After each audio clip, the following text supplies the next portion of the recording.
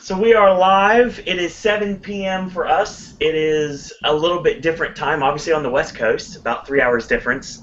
But we are going to be talking about not only Orlando, not only Hollywood, but also Japan and a little bit about all the Universal parks and resorts all around the country. Throwing Disney here, and I am joined by a nice cast of characters this week. I am joined by a lot of regulars, if you listen to the regular Popcast, that are Halloween Horror Nights related. And don't worry, we got one of those coming. One of them that's a guest tonight. We'll let you know a little bit more info about that in a bit. But I'm going to introduce, first, we're going to start off with Mr. Entertainment. So, Aaron, welcome back to the Popcast. It's good to be back, and there's a lot of stuff to talk about. A lot of good things happening at Universal. Indeed, there is. And also joining us, another regular on these Popcasts, and that would be Alex. Alex, welcome. I was supposed to be last, by the way, but hey, guys. By the way, what has Disney done? Cupcakes. A hell of a lot of cupcakes. What was Universal done? Raptors, Nintendo, anything else in between. So let's talk about it. Yes.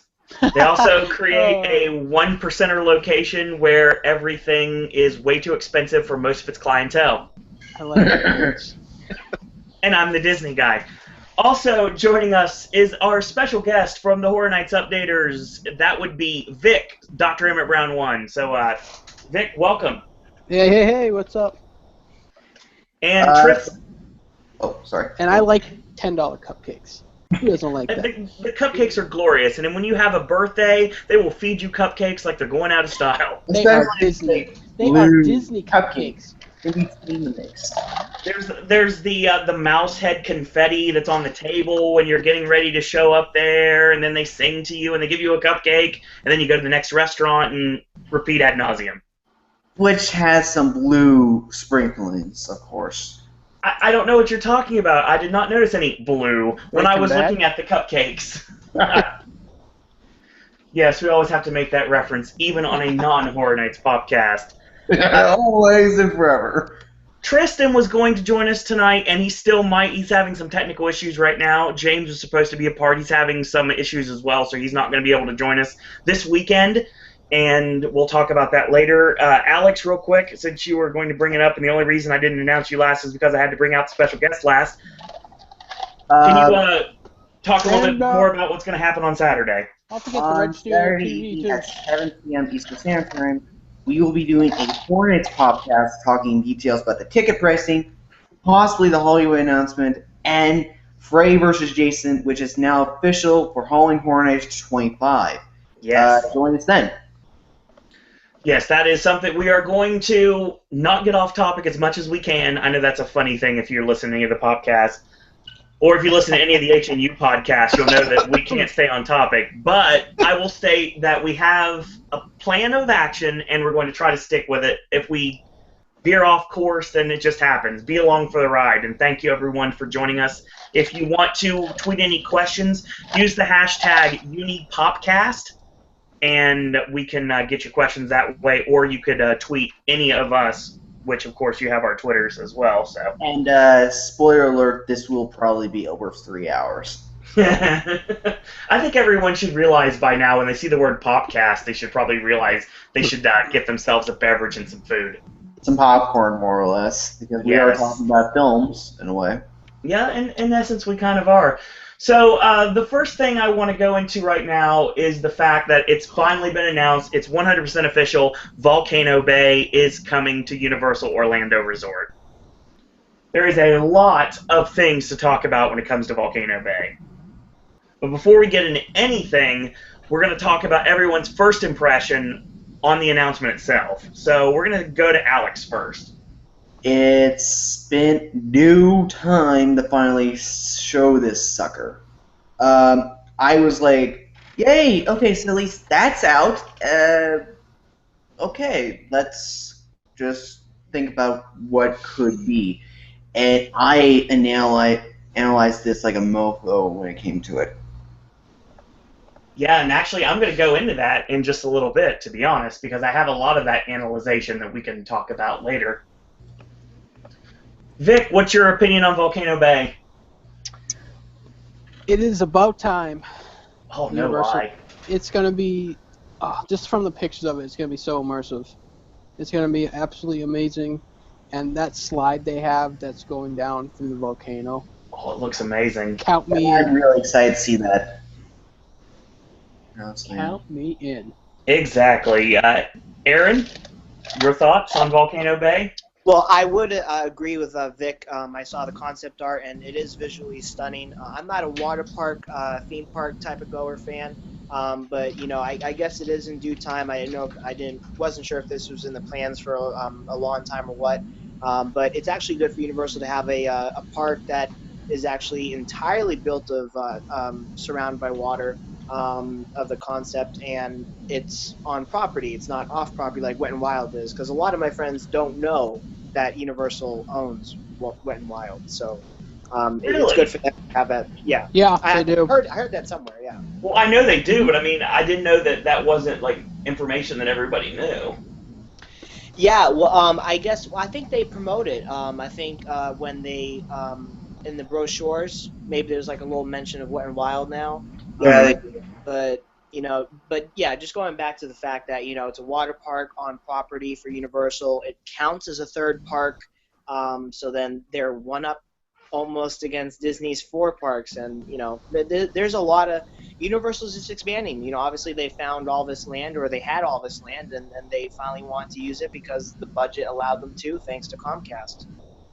Yeah, Comcast has been doing everything right when it comes to the theme parks and throwing the money in the right places that it needs to be. Certainly have. they spent their capital non-related Walt Disney World, and what happened with it? They've been investing time. They've been investing money into what is well-crafted products and what has been some of the best attractions in the entire world. And continuously putting out these great attractions year in and year out. And some of the most unbelievably immersive environments. I mean, take, for instance, the upcoming King Kong and how that's just looking, and then Diagon Alley on its own. They recreated the film.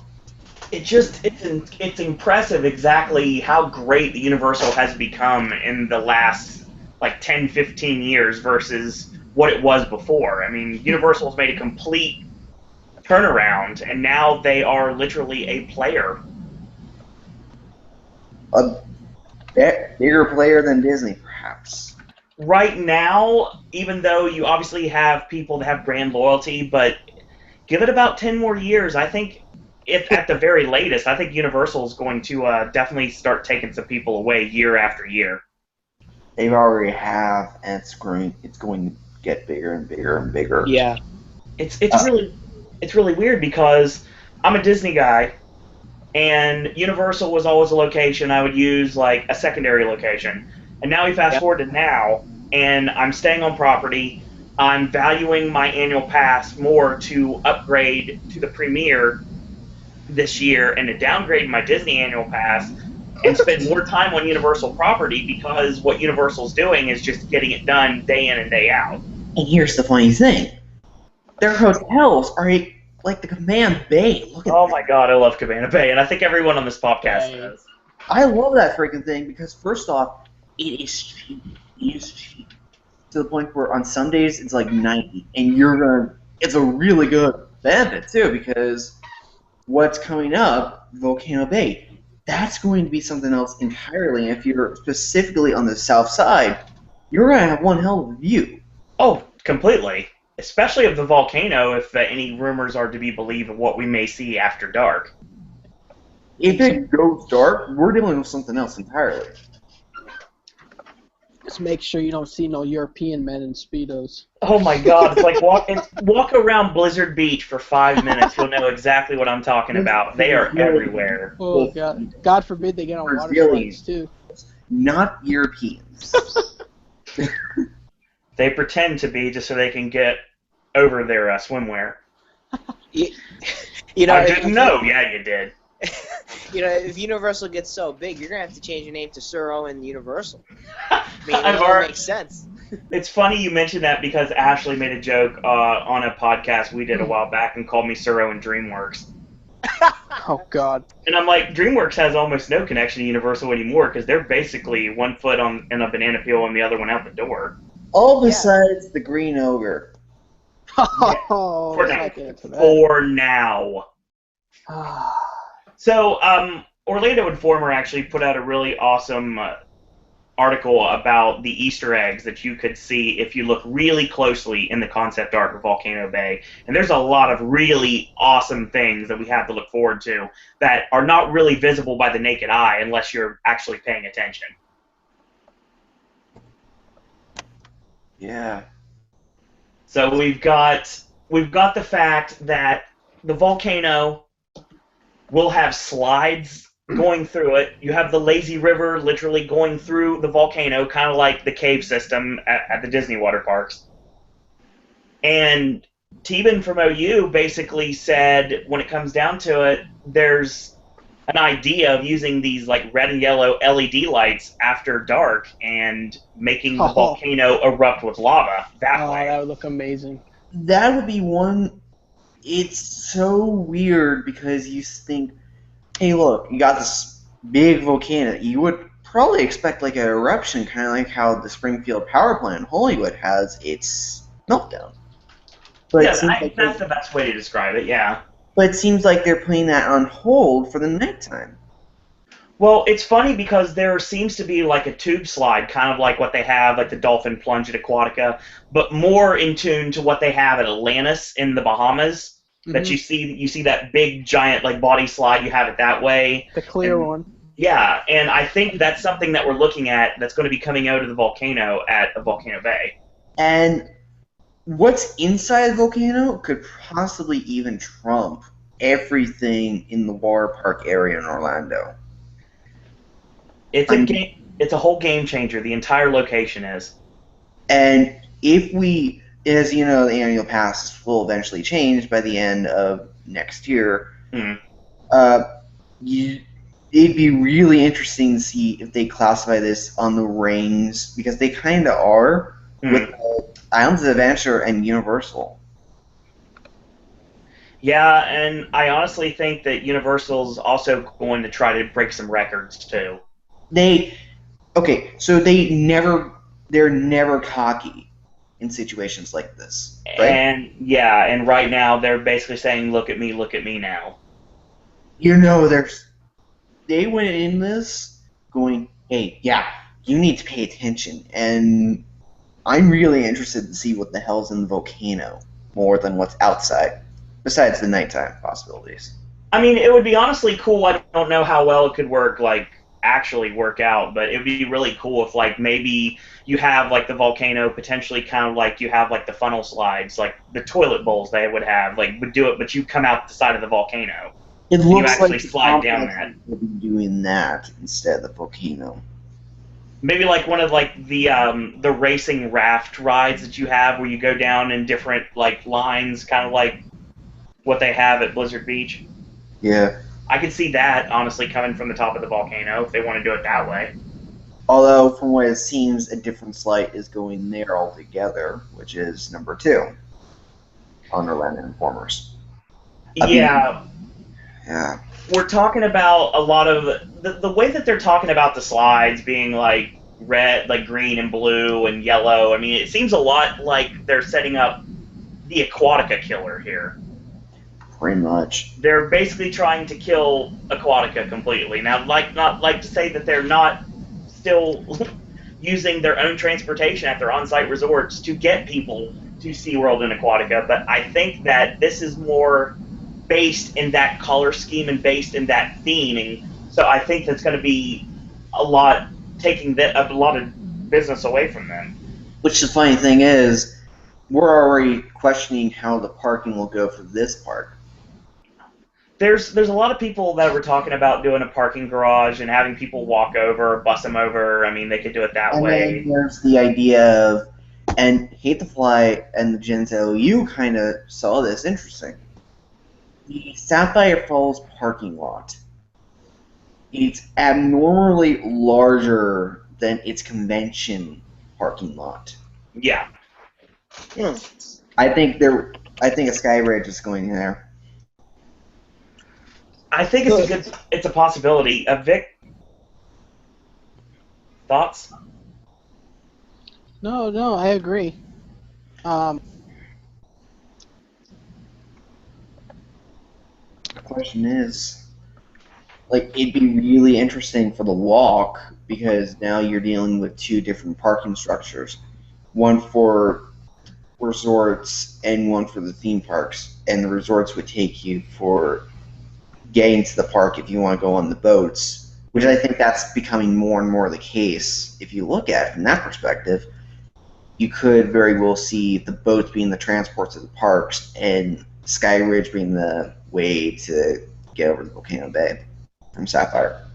It's a good possibility, honestly. I think that they are definitely banking on having a much bigger parking structure because they're going to have it for the water park. So, and I think that makes a lot of sense. You're not going to see people dressed in swimwear taking an escalator to the park. I mean, that's not going to happen. So, it just really is interesting that we do know there's this port in Sapphire Falls, which we'll talk about a little bit more in the Theme Park Insider thing from a little later. Yeah. But it really does make some interesting variables. So with the boats from Universal Studios go over to Sapphire to get over to the parking lot. It would surprise me if they changed the way that the boats work so they could actually do that. I think there's a way you can do it and have like two boats go simultaneously. So like one goes to the hotels and one goes to Sapphire. It's kind of like how the Port Orleans boat system goes to downtown Disney. I think that'd be the case, and from the look of it, I think they're going to follow suit and upgrade that a little bit. It does make sense. We have a couple of other things as well. Vic seems like he's having an issue. He'll be joining us back. Hopefully. We have water features in this case as well. But before I get to the water features, it's interesting to say that Volcano Bay is actually half the size of Typhoon or Blizzard. They're going to do a lot in a very compact space. And yet they're putting a lot of variables into it. Well, actually, no. Technically, it's the size of Aquatica, even then. Yeah. So, yeah, you're dealing already with a lot of stuff. Unfortunately, I have not been to Aquatica yet. I'm trying to right that wrong in September. We'll see if that works out or not. Could some of these water features possibly feature, even though they don't have it at Aquatica, but they have it at SeaWorld sometimes, like a water show? It just seems like Universal could do something like that at Volcano Bay. That's why I think look at the nighttime. See what happens then. Mm-hmm. Right. Because if they don't want to use the wave pools at night, they can very well already do something with that.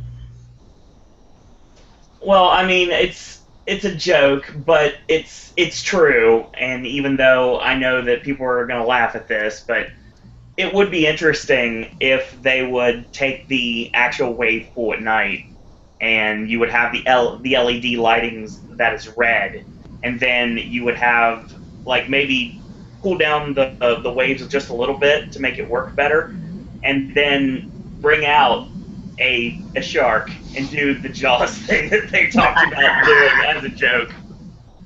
But only at night. Sorry about that. No worries. Then there's the other Stupid phone died. After that, we have another feature that's going to... I'm happy they're doing this. Theme buildings to tiki ways. Like a Polynesian type feel for the buildings. Yeah, I mean, it's got like a tiki look. It's like Polynesian meets Aquatica, basically, is what it is. And that works, personally, for me. At least if there isn't a blood-stained loft, at least that'll be better than the Polynesian. But seriously, could you imagine at night you have the volcano erupt with the red and yellow LED lights, and then you have the wave pool erupt with blood red water, and Jaws comes out, and even though it sounds like a joke, they could really make that work for night. By the way, a little thing for the podcast on Saturday. Halloween Horror Nights will not be announcing anything for Hollywood, so we will be talking just on Orlando and the tickets. Okay. Yeah, I saw that tweet too, but I didn't get a chance to talk about it. But because we're trying to stay away from. Yeah, I know. That's why I'm just trying to make that really quick. Yeah. And we're still trying to get Tristan apart too, so we're working on that. So, it's really interesting because you obviously have the water that filtrates from the volcano into the lazy river, and I think the lazy river could be really, really crucial if they do it the right way.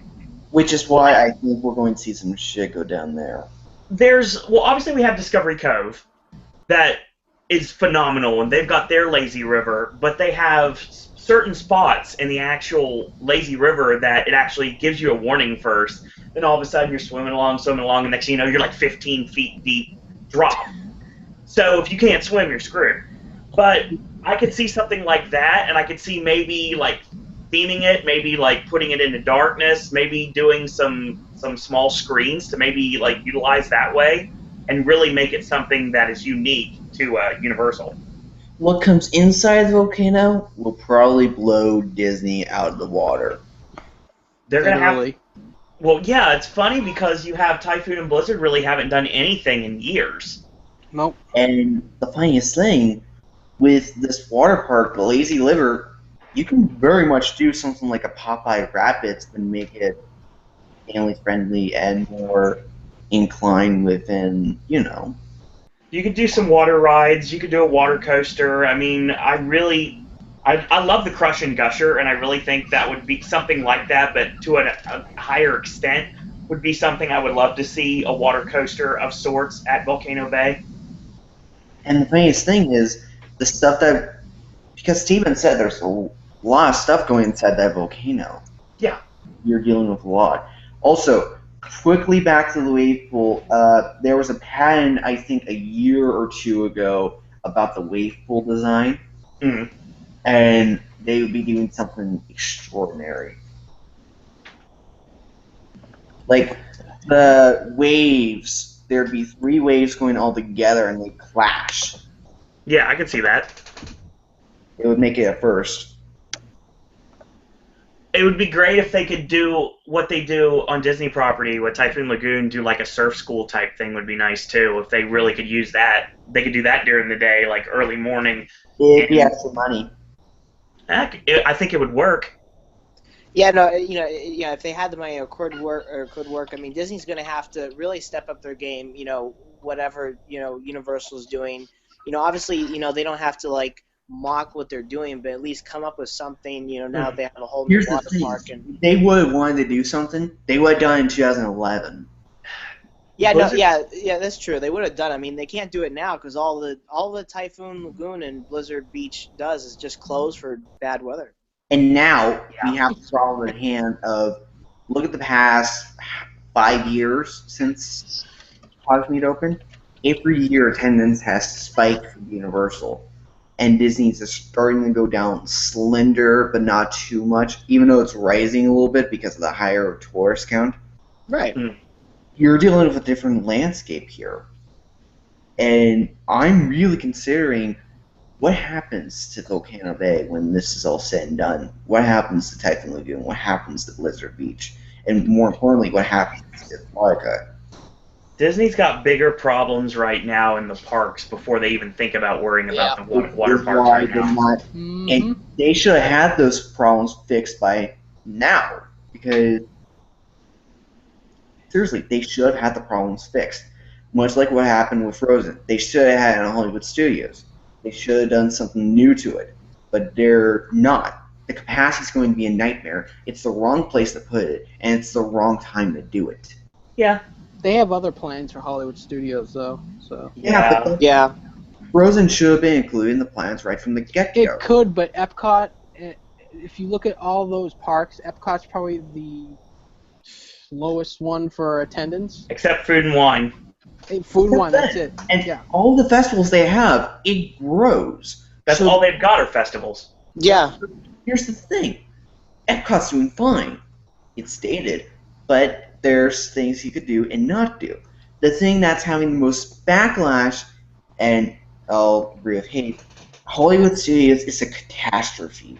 Yeah. Worse than Hollywood. Catastrophe Canyon? Like, It is, because you think, why...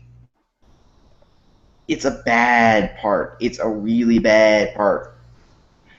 there's still things to do there, though, but there's not Yeah. enough. It really is a yeah. half-day park now, and that's a shame. Yeah, no, and it is a shame because it would be one of my favorite parks because, to me when I was little, that was the Universal Studios for Disney. I Same. love MGM Studios. I always have. I still call it MGM Studios too. So. Same. It has some of the worst capacity in a Disney park. Oh. Harry.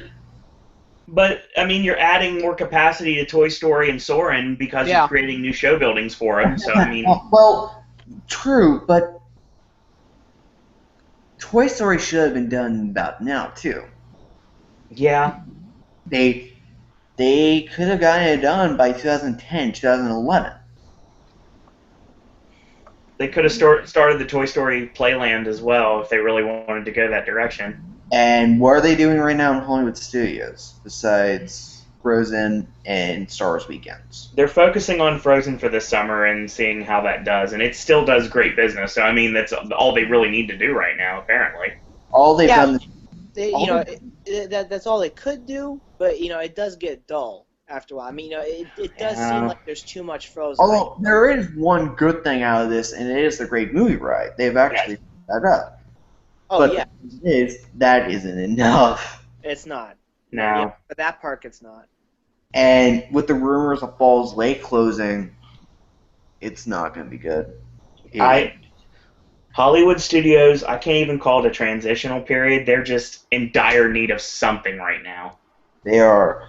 And they won't get anything Star Wars related until 5 years. If that, honestly, because right now I'm not believing anything until we start getting some concrete evidence. In D23, I'm pretty sure we'll get something. We could have gotten something at Star Wars Weekends, but they didn't. And they could have done something else for... It just seems... Marvel's also is not going to be at Comic-Con this year. They're going to save their stuff for D23. That's because of DC, too. Yep. Also, Disney does have the ability to use some Marvel characters, and they're not even... They should... There's characters you can make a ride right now, and it give very fast thing to do, but they're not doing it. Like the Guardians of the Galaxy and Big Hero 6. Yeah, Big Hero 6 would do really good business, because that meet and greet did really well. Yes, and they just... Did they drop the meet and greet? And Wreck-It Ralph, come on, Wreck-It Ralph needs to have something. I love Wreck-It Ralph. Marvel isn't even getting Jack. Look at The Incredibles. The Incredibles should have had a dark ride, just kind of like Spider-Man. It was kind of funny because California Adventure was supposed to get it. Yep. And guess who bought the technology? Uh-huh. People that are intelligent. Small world. Really. After all. Oh God. It's true, though. For sake of argument, I like it better in California. I actually think California Adventure Park and Disneyland are turning into A solid park. some really great parks instead of Disney World right now. Because they kind of seem like Universal. They have a lot of new stuff going on. Yeah, they do. Cars Land is a really big helper for that park. And Harry's supposed to get possible Cars Land, and not Hollywood Studios. So that's another point. No, it sounds like instead of the Cars Land stuff, we're going to end up getting the Toy Story Playland instead. Which is a poor move. That's a bad idea. Well, the problem is the Toy Story franchise is still relevant, and the only thing Cars has got going for it is literally Cars Land. Planes. We're getting a new Toy Story movie. Yeah, exactly. Well, Unfortunately. Pixar has said they want to do a Cars 3, so They don't need to, because that franchise is terrible. they want. I hate the Cars franchise. Thank you. Finding Dory is coming to Disney Parks. Isn't it coming to Disney Sea? Yep, it is. Okay. Wait, no, Finding Nemo is. I thought it was specifically Finding Dory. That's what I thought Well, too. the Nemo brand. Yeah. I've seen like the Nemo ships, kind of like the 20,000 Leagues Under the Sea submarines. Yep, the pink one. Yes. The little cute, as people call it. So, So, let's see. Disney Sea looks brilliant. Disney Sea would be amazing. I'd love to go there so Oh, my much. God. I know someone that's been there, and he showed me pictures, and I'm like, man, just get away from me right now. anything else to talk about on Volcano Bay, or should we go to 25th? I just say, Donnie, you're entering a world of pain. That bay. Yeah, we're gonna talk. Cabana Bay is the real, as the Iron Sheik would say. So, and I'll probably say that a lot on this. Basically, we're gonna move on to the 25th anniversary. Yeah, Universal made a big series of errors on the actual date of June 7th. So let's talk about a couple of the crazy things that ended up happening. It literally felt like it was just from the same day 25 years ago. Oh yeah, exactly. That may even made it more like an anniversary because like this is exactly what happened back in the day. Nothing was open. Well, it's funny because maybe it could have been like cross promotion with Jurassic World a week earlier because it's like when the place goes crazy and everybody starts heading out of the parks and everything screaming and you see Margaritaville on the side. Jurassic World, at least, actually know Jurassic World kills people instead of giving people refunds. So it's like Roller Coaster Tycoon. Oh, God. Everyone on this podcast, I'm sure, knows exactly what I'm talking about. Oh, yes. Don't finish that track. You're not in a good mood. You're in a bad mood. I'm going to pick you up with my pincers, and I'm going to put you in this water hole. Bye! Why did they not make another Roller Coaster Tycoon? You know, honestly, it's funny you mention that, is because... They were making one with Pipeworks, and then they were fired. They were never given like the money they wanted, and they went over to Area 52, which that's just a different story. Well, here's the thing, though. I mean, a Tycoon game featuring Universal, I think, would do very, very well. Although Thank you. there'd be a lot of red tape. The attractions you could build in the later versions or the last previous versions of Roller Coaster Tycoon were similar to Universal. There was a shark. The custom scenery, you can do a hell of a lot with it in RCT3. Yep, the shark. Yeah. Well, you've got... the dinosaurs. Right. Yeah, exactly. And Roller Coaster Tycoon has great... It has great capabilities to create a game that wouldn't be like the GameCube game for... Just for Universal Hollywood. Oh, God, no. Well, because, Universal Tycoon game would ever come out, do not give it to Atari. Give it a Paradox. The mobile app is terrible for Roller Coaster Tycoon. Thank you. Yeah. I mean, it's not even funny. I don't know why I downloaded it, because I saw the reviews and I saw, like, more bad than good, and I usually just draw judgment or draw conclusions from that, and I said, I shouldn't have downloaded it. I still have my PC games. Same here. here. Oh, yeah, me too. Same. Well, I agree.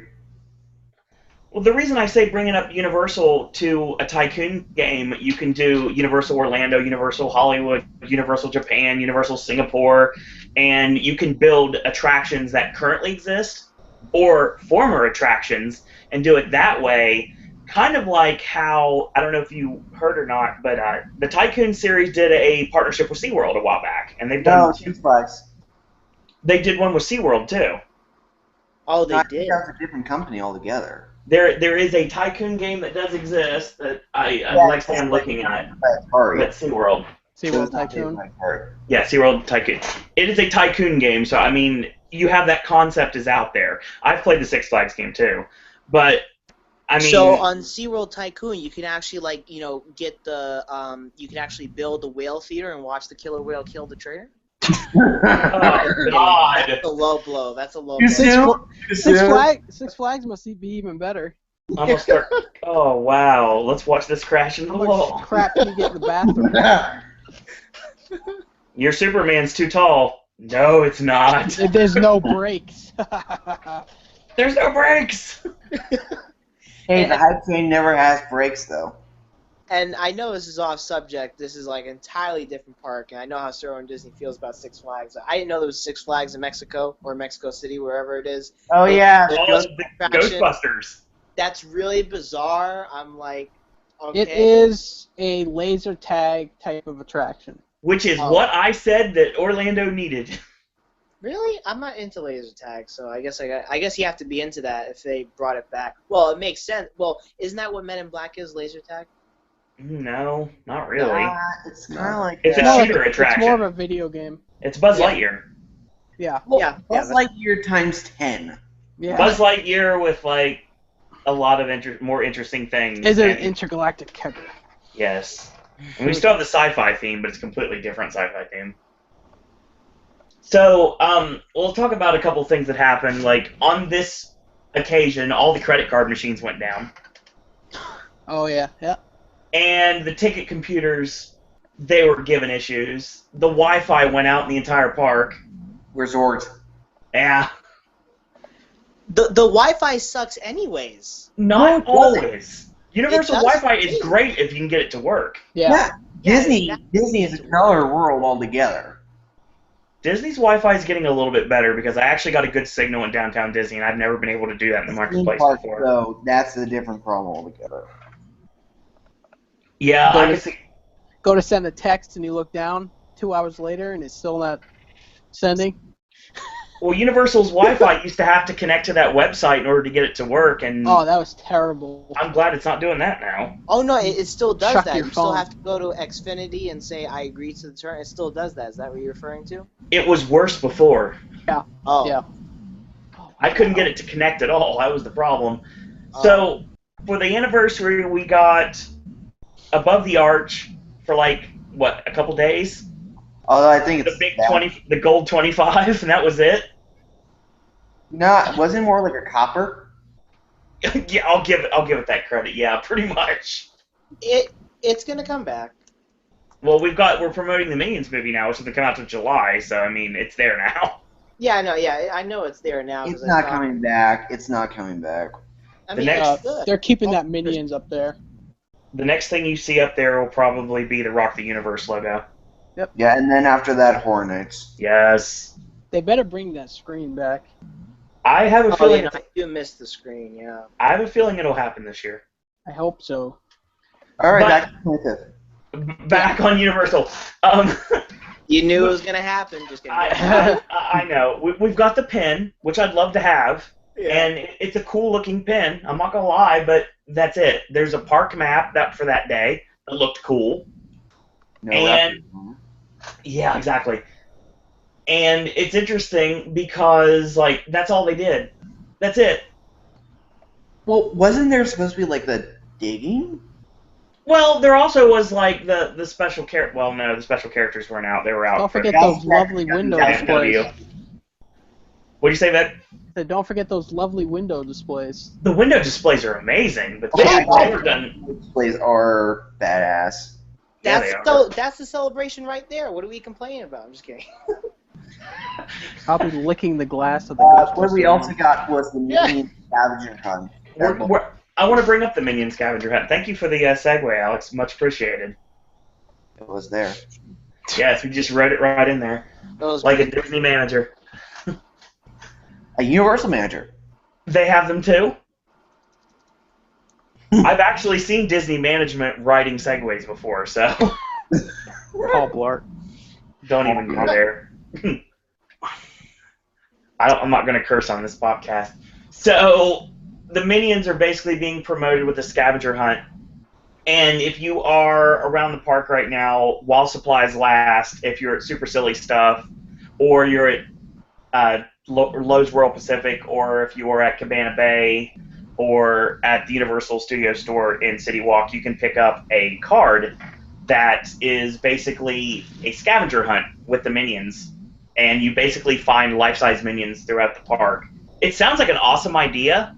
I really wish I was able to see it. It's executed poorly because the Minions that are scavenger hunts are more cardboard. Yeah, that's what I noticed in video. And plus, I mean, I feel it's a waste of time. If you're a fan of the movie and you get the pin, pins are expensive. I get it. It's worth it. It's something extra. Actually, no, it's not even a pin. It's a magnet.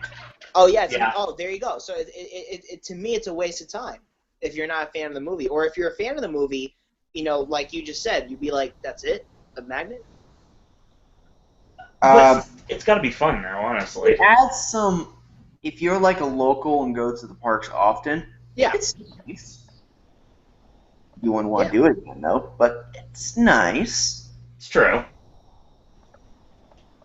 I think it'd be something fun. It's like it's not like Sorcerers or it's not like Pirate Adventure. It's kind of more like I think what I'm trying to go with this. Like the scavenger hunt, like you basically have like the wilderness explorers, kind of like an Animal Kingdom. That I really think is awesome because it shows you parts of the park you'll never go through otherwise unless you're kind of dragged through by someone else. To an extent, that's what Universal Orlando's doing. Although, Oh, they're actually putting these, like, because then that changes my whole opinion. If they're putting these in locations that you never knew existed. like picture-perfect locations that you can take a picture of your family. That's cool. Like, there's one on the bridge from Springfield to Diagon. Oh, yeah, I saw a picture of that. That's one instance, and I think there's one in Hollywood where after that I'm not exactly sure if this is right or wrong, but I think there was one also in the New York alleyways. Well, then that creates hashtag Universal Moments. And also another thing that was at Universal, maybe this might be a better segue too, because this technically it's an attraction for the 25th, but it's technically a promotion for an upcoming film coming this weekend, Jurassic World. They launched last week or 2 weeks ago a raptor encounter. Yes. And Okay, let's start with Vic.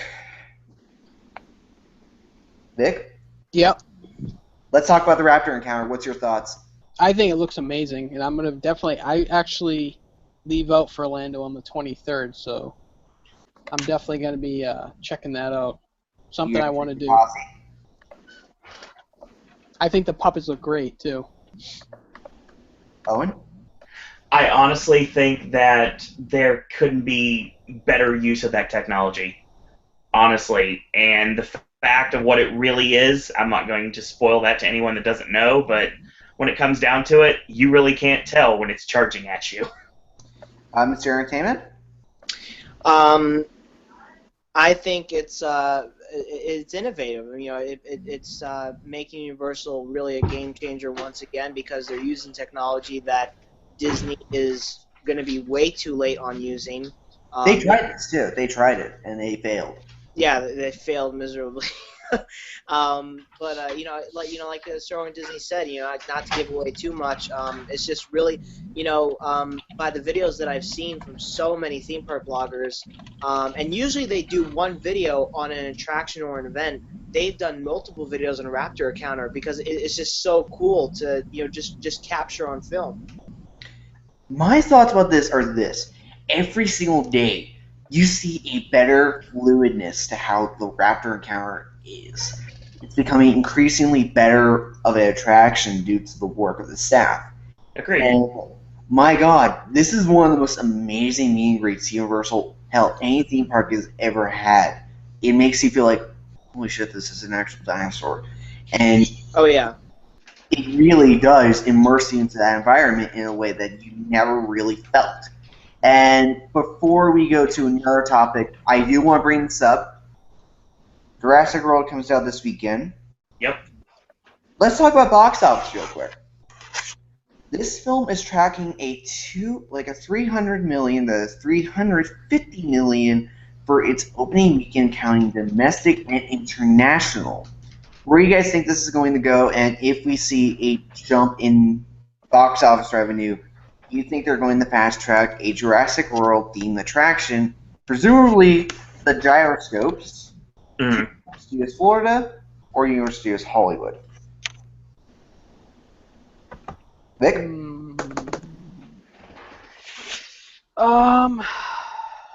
This is definitely going to be a big one for Universal between this and Fast 7.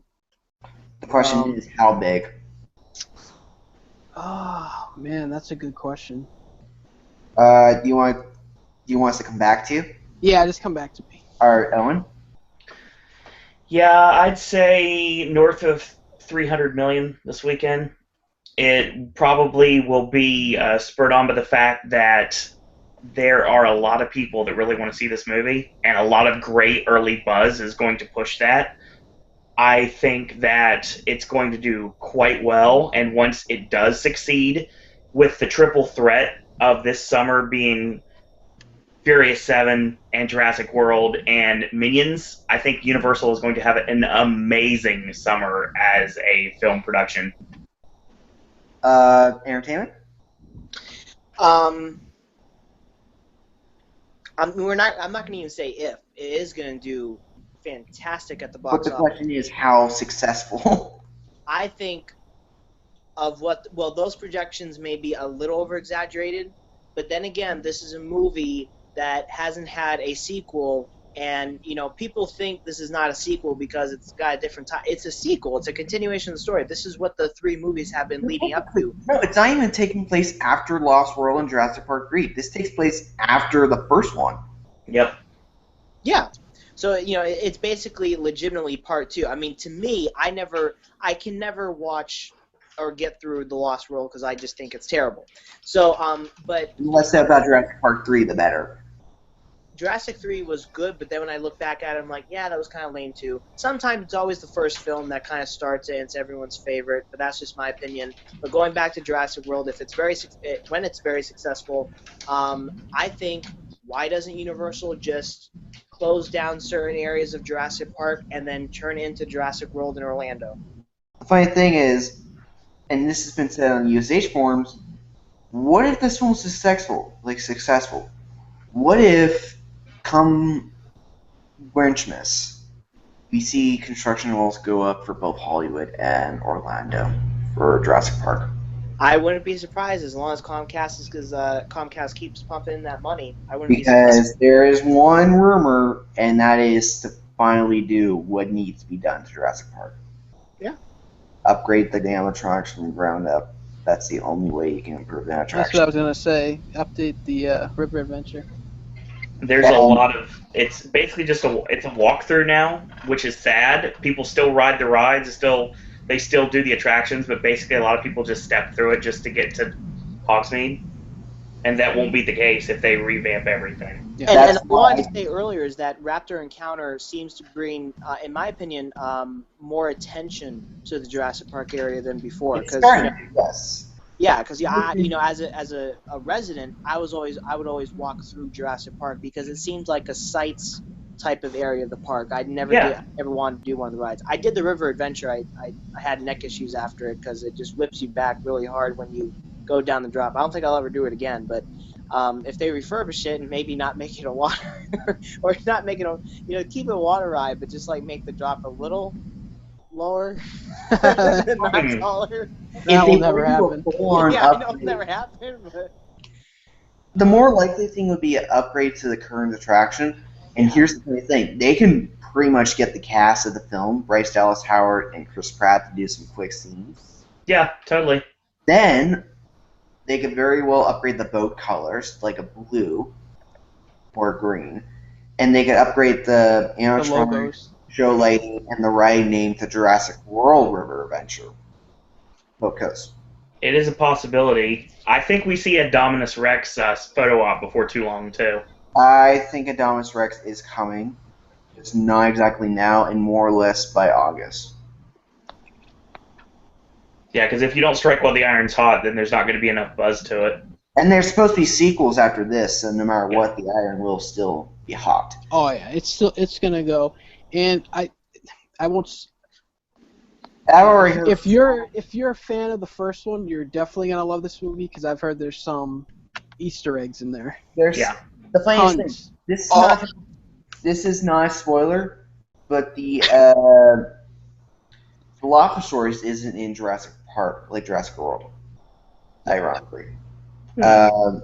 Are there cameos by the other actors? No. No. Damn. I will. Somehow I will say this though. There's a certain something in the movie that's relatable to one of the characters from the first movie. Pretty much. Good. And I won't say what it is. Though. recurring dinosaur that will make her come back. Now, whatever happened to the character John Hammond? Did he die, or did the actor Yeah, play he died that in character? Jurassic He died. Park: Lost World. Mm. After Lost World, of course. Yeah. But his statue's in the film. Oh yeah, no, I saw that. And I'm like, yeah, the John Hammond Memorial, because the actor who played John Hammond died too. Yeah. Oh, that's what I thought. Now, is that the same? This is a follow-up question. Is that the same guy that Yes. played what's his face, Professor Dumbledore? No. No. Okay, that's another guy. The actor wow, who that's played sad. John Hammond, his name's Richard Attenborough. The brother of David Attenborough. I guess Yeah. I guess they just kind of looked like each other in the face, but this guy was a little more chubby in the face, but just like with the white beard, just looked a little sane. Is that all we want to talk about Jurassic Park, or should we talk one more thing? You can bring I'm that up. excited to see Rexy again. I will say that. Yes. Same T-Rex. Anyone Absolute favorite. anyone going out to see Jurassic World this weekend? Yes, I'm going Friday. Tomorrow. I really want to go. This time tomorrow, actually. I actually have hope with the Hornets podcast we can talk Jurassic World a little bit. Possibly. There's a good reason to, so we'll do that. I will probably We'll gush talk over it. about that when we get to the podcast on Saturday. Yeah, 7:30 tomorrow I'll be watching Jurassic World. Friday morning at 10 a.m. They're going to do 7 p.m. showings for this? Yep. Yeah, of course. Yeah, I'm going to try to go because it seems like none of my Facebook friends are just like, talking about it, and I'm just bound to make a post like, does anybody want to go see it on Friday? And people that are normal viewers of Pop and the movie reviews, we will have the review of Jurassic World up exactly at midnight on Friday morning. Ooh. So right into Thursday, exactly when it turns midnight on Friday, when it obviously officially is midnight. I'm trying to explain it. It's going to, it'll be up there, so we're going to get it out a lot earlier than a lot of people will, unless you saw an advanced screening. All right. And now from the jungles of Jurassic Park, we now go to the urban city of New York Street as we talk about the Project 727, which seems more like they'll close by the end of the year, for a upgrade to the facades and a brand new NBC Jimmy Fallon attraction using Views in the Sky. Yeah. Let's talk about 727 right now. What do you guys think if the PAX goes? I will be paxed off. Vic will go in denim with all of us, and we will stand there in front with our arms at our sides until And I will call myself the Extreme and then get extremely pissed. I will bring Tristan, and Tristan will be dressed up as Helen Hunt, and we'll go and chase. And you'll be 10,000 miles away from each other? Yep. And we'll have, So let's talk about the more likelihood of a Jimmy Fallon attraction. Nick? Listen, I don't mind Jimmy Fallon. I don't mind the guy. It's just out of everything they can do in this area, they want to do this. It's a weird connection. You go from Ghostbusters to Twister and then to a Jimmy Fallon. It's like, what the hell? It's almost like Universal has this dartboard and they have a bunch of names on it and they just gave it to somebody and go, okay, throw it. And Jimmy Fallon, okay, let's replace Twister with that. I crap you not. I think that's what Comcast and Universal were doing, like a late night poker, and they decided just like, screw this. Let's do a little round of, hey, let's go into Twister. There. Jimmy Fallon, then at the end will be a dance off with Pitbull. Let's hope they have like. I'd like to see that. I was there for the Pitbull Today Show performance. I would like to see that. Oh God. What do you guys think of it being a simulator? Talking about that standing up rumor simulator. Yeah, that or the Europe in the Sky rumor. The what in the sky rumor? Busch Gardens, Virginia has this ride that's similar to Soarin', but it's not really called the Up in the Sky. It's basically like a sit-down version of Soarin' without flying.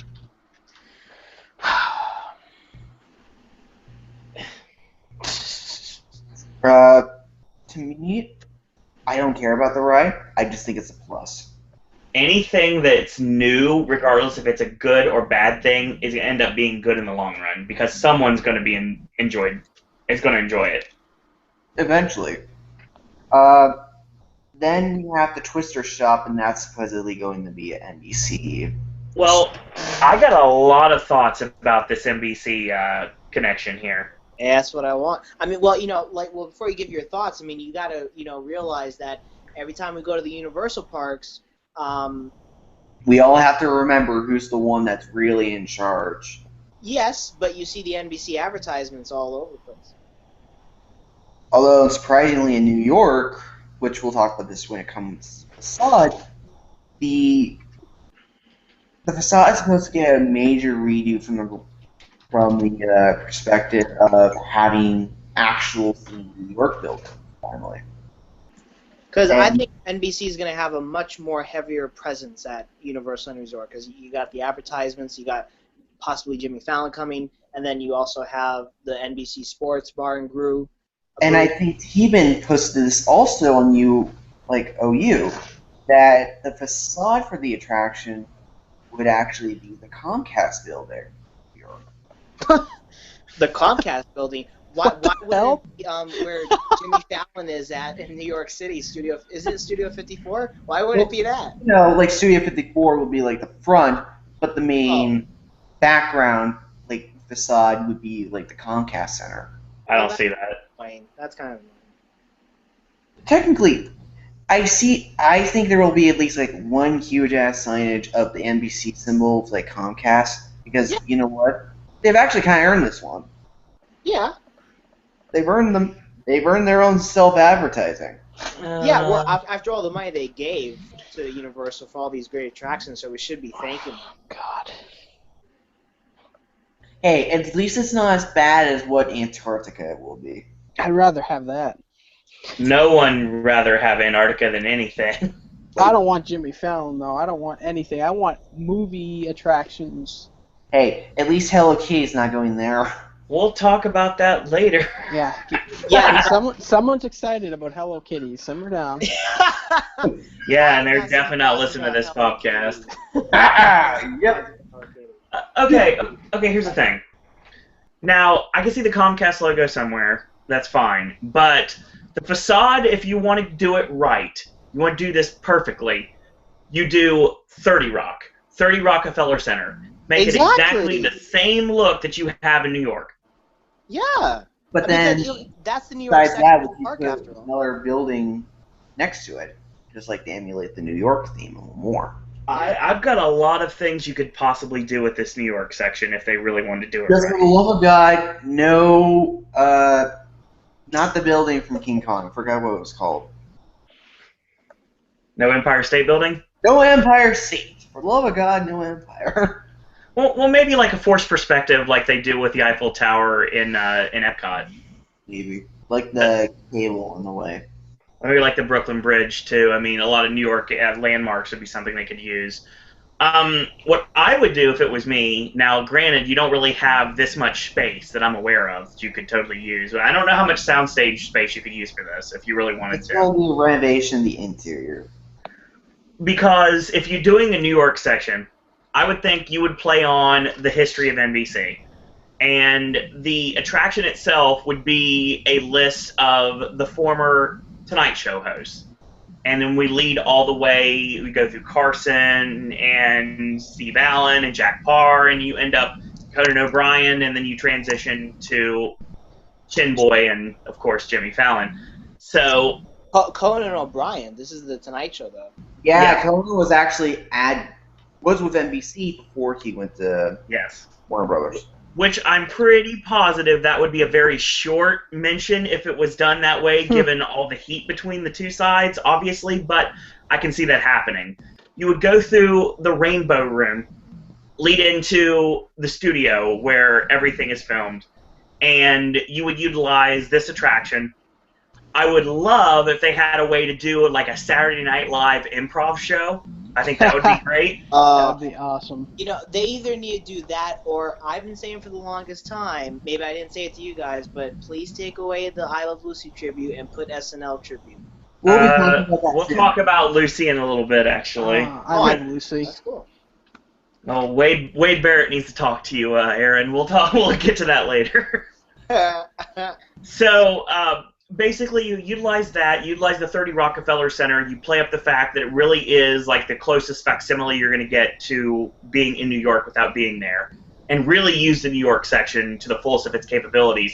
Basically, promote NBC throughout the years. And an idea that I had that got shot down immediately was the fact to turn Finnegan's into the Bull and Finch and make it into a Cheers restaurant setup. Oh my god, that'd be one of the best things ever. But I know a lot of people were mad at me when I said that, so I'm just going to leave it out there and I'm going to walk away. Screw that. That actually sounds like a good idea. Hey, I'm going to take... I live by the new. Well, not technically live by it, but I'm like an hour from the Cheers place. So. So you live close to Faneuil Hall? Yeah, Faneuil Hall. Yeah. Yeah, I remember going there back when it had the Warner Brothers studio store. Oh, those stores were great. That's where I got the Batman and Robin Monopoly. And another thing that, oh god, yes, you take, I don't know what you would do, even the fact you have a lot of ice cream in the park anyway, you could move Ben and Jerry's to another location and do what Drew said from OU, and basically turn Starbucks into Central Park. That'd be cool. And then I would either, the thing is that maybe... I think Ben & Jerry's did go. No, it's still there. As far as I know. Is it? I haven't been there since December, so it's anyone's guess. Oh, no. Wait. Because I thought it was, like, closed because of the Starbucks expansion. Well, then that's news to me, then. And that was, like, a year ago. No, then that can't be the case, because in September and December, I both was able to get Ben & Jerry's. Okay, then, yeah, never mind. And then we create Monk's Cafe, Monk's Coffee Shop. You put that there, like a small version of it. And then you utilize the history of NBC television. Now, the problem with that is that also ties into Lucy, but you get some, you lose some. But, exactly.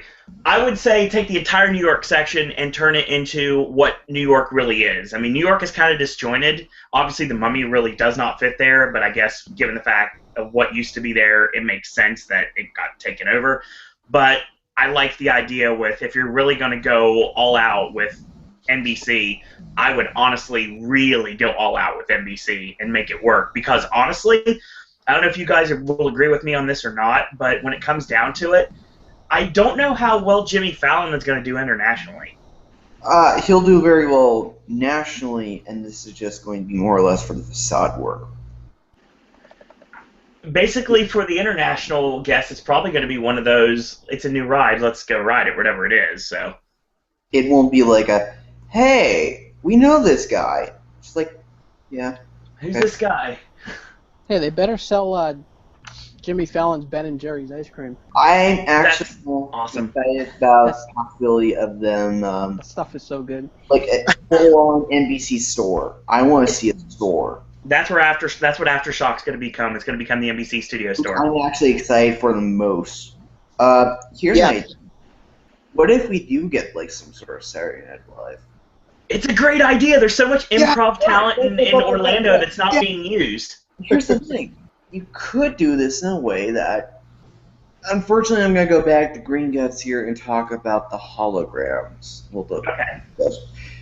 What if they do something like that for like a pre-show and just like enclose the outdoor queue? Make that... Like the Musion Technology, Lorne Michaels comes out and introduce the special host and ends up being Jimmy Fallon, and they actually play it into Jimmy Fallon Presents SNL instead of Jimmy Fallon soaring over New York. That would be... soaring over New York, no matter the doubt. That's what it is. It's soaring over New York. Jimmy Fallon's... But it could start with Saturday Night Live where he has his, like, it's a skit. Yeah. And then I honestly think it would make perfect sense. It would pacify absolutely everyone given the situation. And you probably know exactly where I'm going with this. You do realize that if you ride the many adventures of Winnie the Pooh at Magic Kingdom, you will see one of the first scenes you see is Pooh shaking hands with Mr. Toad, because that used to be Mr. Toad's Wild Ride. Yep. Which I still enjoy in California, by the way. I love Mr. Toad. I think Bill Paxton's coming. I really think he is. It just depends on when. You just there, sir. That's what I was getting to. I think Bill Paxton is definitely going to be a special guest, one part or another, one way or another, in this attraction. There's going to be a lot. He has to. I would personally think, why not just, like, because you can do a small little stage like the Backdraft a little bit from Hollywood. Possibly. And just encaps the first pre-show and the second pre-show into one giant Saturday Night Live set. I really think if they do SNL and they theme with Jimmy Fallon with that, and then they roll with the Bill Paxton special guest appearance, I think a lot of people would not be as mad about this replacement. No. You get Bill Paxton, you get Tina Yes. Poehler, you get John Hamm, it'd be a comedy attraction. And I think it would work amazingly. And then you get some really awesome improv talent from like SAK or people that got left the Comedy Warehouse and the Adventures Club, and then you really make it work. That's the one thing I'm excited about this ride. That I don't care about the technology. I care about how the ride actually is. How much fun is it? How much funny it is. Yeah. Because I'm not giving two shits about the technology. I don't care about the tech. I just want to have an enjoyable ride. Of course. And That's what it's all about, is having fun, because there's a lot of fans on social media saying, oh, the Harry Potter new ride's using the same technology. Not really. And this ride, if it is the stand-up, hell, you already have a good idea. Uh-huh. I'm really hoping with this soaring over New York, it goes with, like, it's sort of like a CG New York and go through famous locations like Brooklyn Bridge, Central Park, everywhere in New York. That's exactly what it's going to be. And you see, I don't think it'd be cool of having Tina Fey, Amy Poehler, John Hamm, I want to see comedians. I want to see classic comedians. I want to see Bill Murray. I want to see Chevy Chase. I want to see Dan Aykroyd. I want to see old school Saturday Night Live. Why not just have Dan Aykroyd and, Bill Paxton? And while he's at it, What is he talking about, Bill Paxton? Because you don't Bill understand the love for Bill Paxton. Bill Paxton is the man. Coconut Pete is over, Aaron. Coconut Pete is over. He's I don't know, he's just like so cheesy, like. That's Game what makes over, him man. That's what Game makes him over. amazing. Oh, Game over, man. so godlike. Want to touch the finger of God? Yes, please. I mean, technically, we saw him in Halloween Horror Nights last year if you really squint your eyes, so I mean, anything's possible. He got killed by a Terminator, Predator, and Alien. That guy is immortal. And he's about to get killed by NBC, so there you go. Oh. Hey, Which they'll is- have something in that for him. I'm telling you right now, he has to be a part of that attraction. It's just something it's a missed opportunity if they don't go with it. There's something about Bill. I don't know what it is. You walk into the pre-show room and it looks exactly like Twister, and then he pops up, but then you see Jimmy Fallon on the other screen, and he's like, wait, what? Wait a minute. or you could have Jimmy Fallon come out dressed as Bill Paxton and do it in impersonation. I've seen that too. Okay, that'd make up for no Bill Paxton. He's just standing to him, like, with the arch. He's just That's right. standing like Paxton. Why not, like, he comes out and it's like, I'm Jimmy Fallon. He wears what Bill Paxton did and has, like, He looks on the other screen and he has a wig on like Helen Hunt. I'm Helen Hunt. The Musion technology would reveal Bill Paxton 10,000 miles away, and Paxton's looking at him like, what are you trying to do, Jimmy? There's only one Bill Paxton. that'd be like a screen, like, from the top of the set. It's like, hey, and it's like Bill Paxton right now in Hollywood just, like, looking at the stage, like, the crowd just like, really, Bill? Like, really, Jimmy Fallon? Or maybe like they announce Jimmy Fallon, all of a sudden that the curtain comes up and Bill Paxton's standing there. It'd be like, Jimmy, I had to stop Twisters. You just host a late night talk show. And he just silently leaves. Real quick before we continue on the NBC line, I have a couple comments from some viewers right now.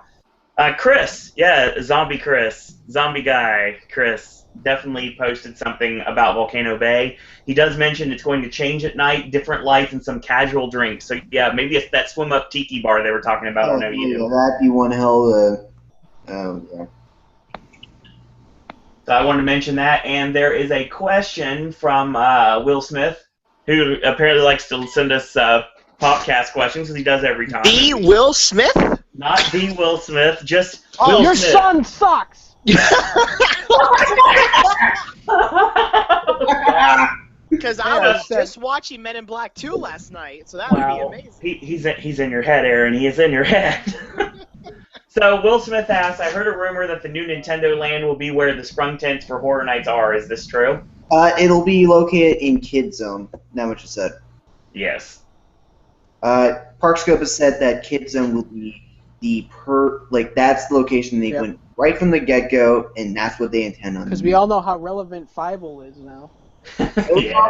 We all know how relevant Barney and Neil are. Curious George, that's dangerous. I mean, that is so frightening at night during Horror Nights. You go back to Curious George's play area. Tell me about it, man. You have the lights and everything's quiet and silent. It's just really creepy. At night, when you're walking to those sprung tents, is more creepy than the actual houses. Yes. Pretty much. It's too bad they can't put a scare zone in there, because that would be awesome to walk through. It's like you're looking at it, you're like, children play here, and it's dark. Ooh. And there's a monkey right there. Yeah, put the trick-or-treaters there, the traditionals. I think that would be cool. Dude, hell no, that is nightmare fuel. Can you imagine walking in the back and this kid's just like, you have candy, and they're just throwing stuff around, and they're like, hee hee hee, and you're just like, okay, all right. Have a guy dress up as Cesar back there. This is my friend George.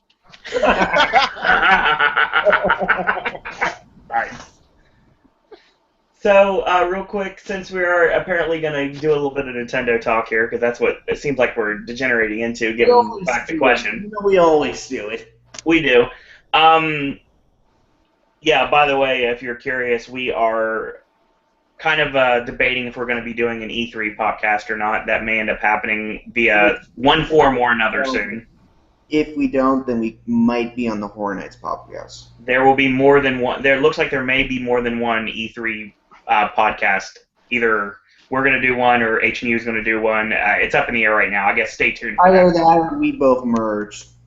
But, yeah. Oh, God. We are Captain. We are Captain Planet. Hey, we cross over, much like the Marvel movies, but they don't stop. Hey, there's a Jeff Goldblum thing for you in Captain Planet. He was one of the villains. The more you know. And that ties into NBC, so that makes perfect sense. Like that commercial he does. Go to apartments.com. Change the world. Oh, God. Speaking of NBC, that's not the only NBC thing that's coming to Universal property. Oh, no. We are getting our official NASCAR Sports Grill, sorry, Derek Bergen, replacement, and that is the NBC Sports Grill and Brew. What a hell of a name to say. Sports Grill Brew. Then you like flex as you chug 8 beers by yourself. It seems like a lot of the theme park bloggers have trouble. They mess up the name a lot. Well, if you look at the concept art, there's no ampersand at all. So you see Grill Brew, NBA Sports Grill Brew. Yeah, bro. Okay, that's one hell of a large screen, isn't it? That thing's massive, and can you imagine walking out of Horror Nights and watching something on that screen?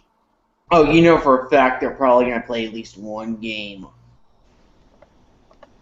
This will be the new place on City Walk for the foreseeable future. This will be the location that's going to bring everyone in because it's right there, and it's going to promote Horror Nights, and I'm sure they're going to do drink specials. It's going to promote more than just one sport.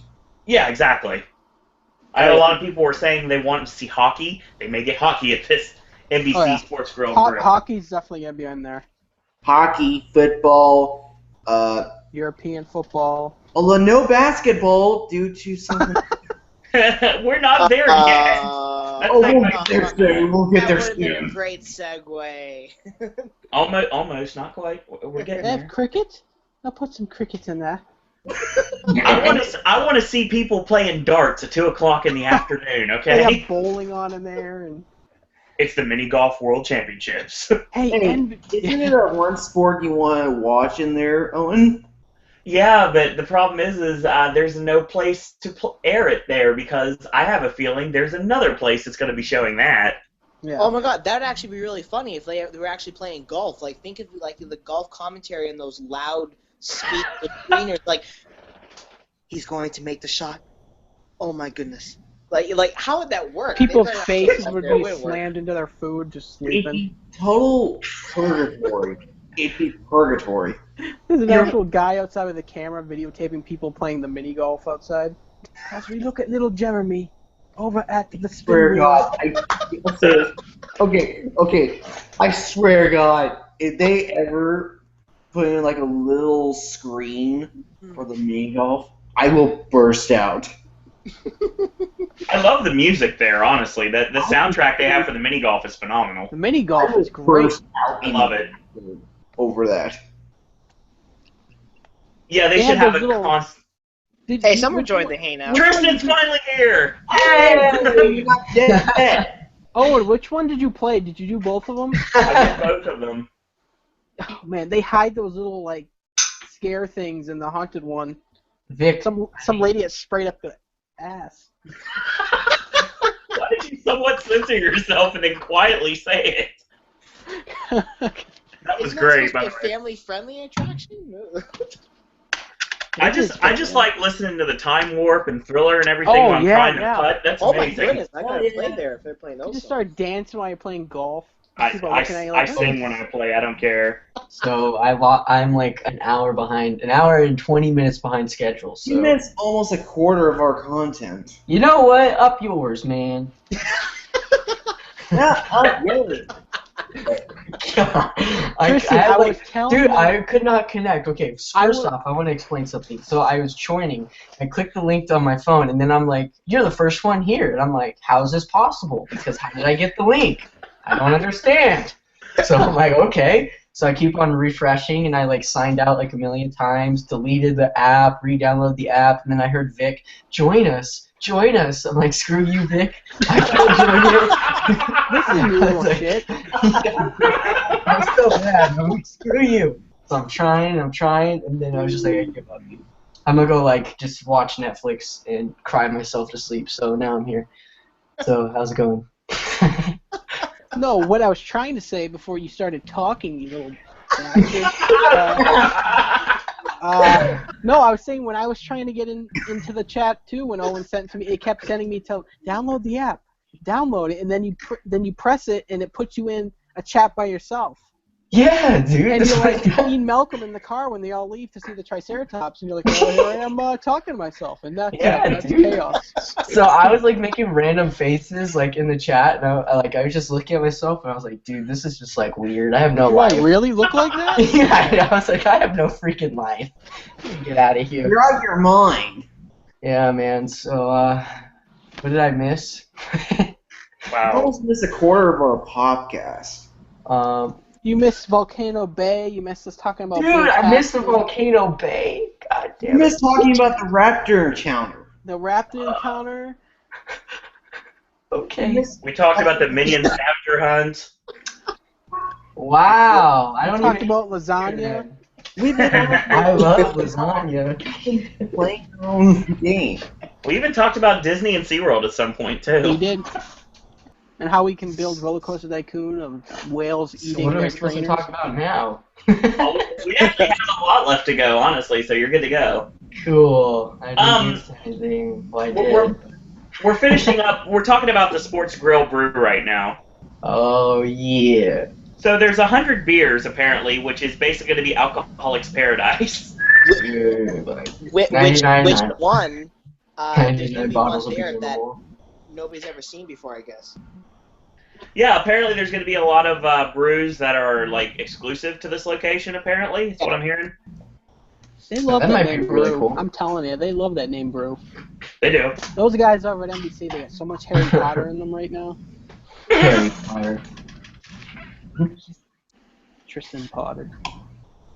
I don't know what's going on with this. I'm getting By the way, it. we missed talking about. You missed talking about Nintendo. We talked about Nintendo.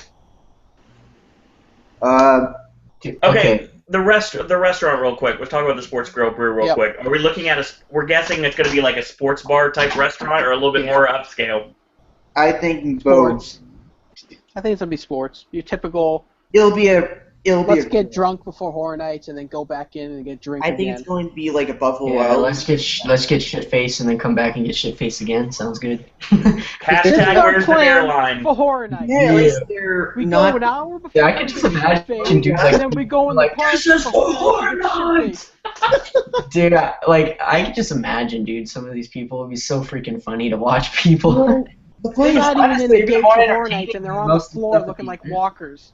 I saw a lady that was literally passed out right in front of Diagon, and she had people around her checking on her to make sure she was alive because she drank so much and she drank no water, so she was like completely done.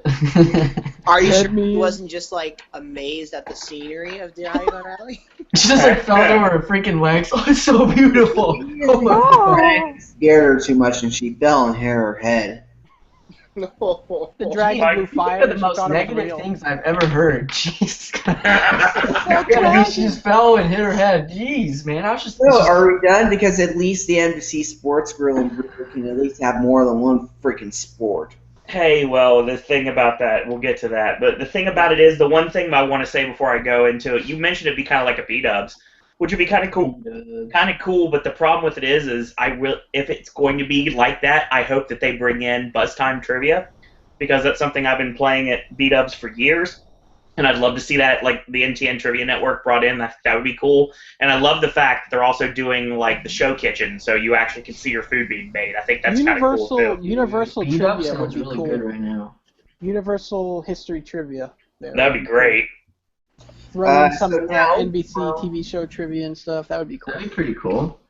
And from now, the world of multiple sports, we go to the closure of a restaurant bar that has only one sport. Closing on August 30th is the NBA City, and it is being moved down to Disney Springs, where that's possibly replacing Disney. Disney Quest. What? I am so confused. Yeah, basically and it makes sense given the footprint. NBA Experience and Restaurant is basically going to Disney Springs, and the way that they're talking about all the things that are going to be a part of it, it sounds very likely that Disney Quest days are numbered. Yep. Okay, that makes sense. I mean, there was like an ESPN Zone concept they had, like I believe Chicago had an option for it, and they didn't go with it. And I think that it's going to be something like that. You're going to have like the arcade games. You're going to have the restaurants. It's basically going to be Dave and Buster's for basketball. It just doesn't make sense because they have this whole entire channel dedicated to sports and they're not even doing it. Oh, you mean ESPN? They have that on Boardwalk, right? Yeah, I love that. That restaurant's nice. Yeah, it is. Yeah, it really is.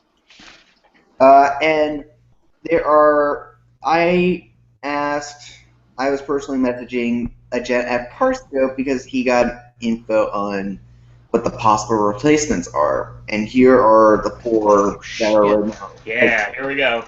Some of them are in the top. And let's go first to the Cheesecake Factory, which that's not dead. Then we have something that's ear and dear to Sarah and Disney and Mr. Entertainment's hearts, a WWE Hall of Fame. Yeah. Yes. Then That's been on for a while. I actually want, and it's a candy shop of some sort. The Wonka Candy Shop. Yep, the Wonka. Although, That would be a big candy so, shop. I'll start this off first, though. This place is cursed. It is seriously cursed. Really? Cursed? Okay, Emotep. Explain. I am. Seriously, they don't. Like he's like, this is seriously cursed. What am I, like freaking like campsite? Listen to scary stories. This is Scooby-Doo. I know. Dude, it's really cursed. I saw it with my own eye. You're upset. Wild. I know, right? Okay.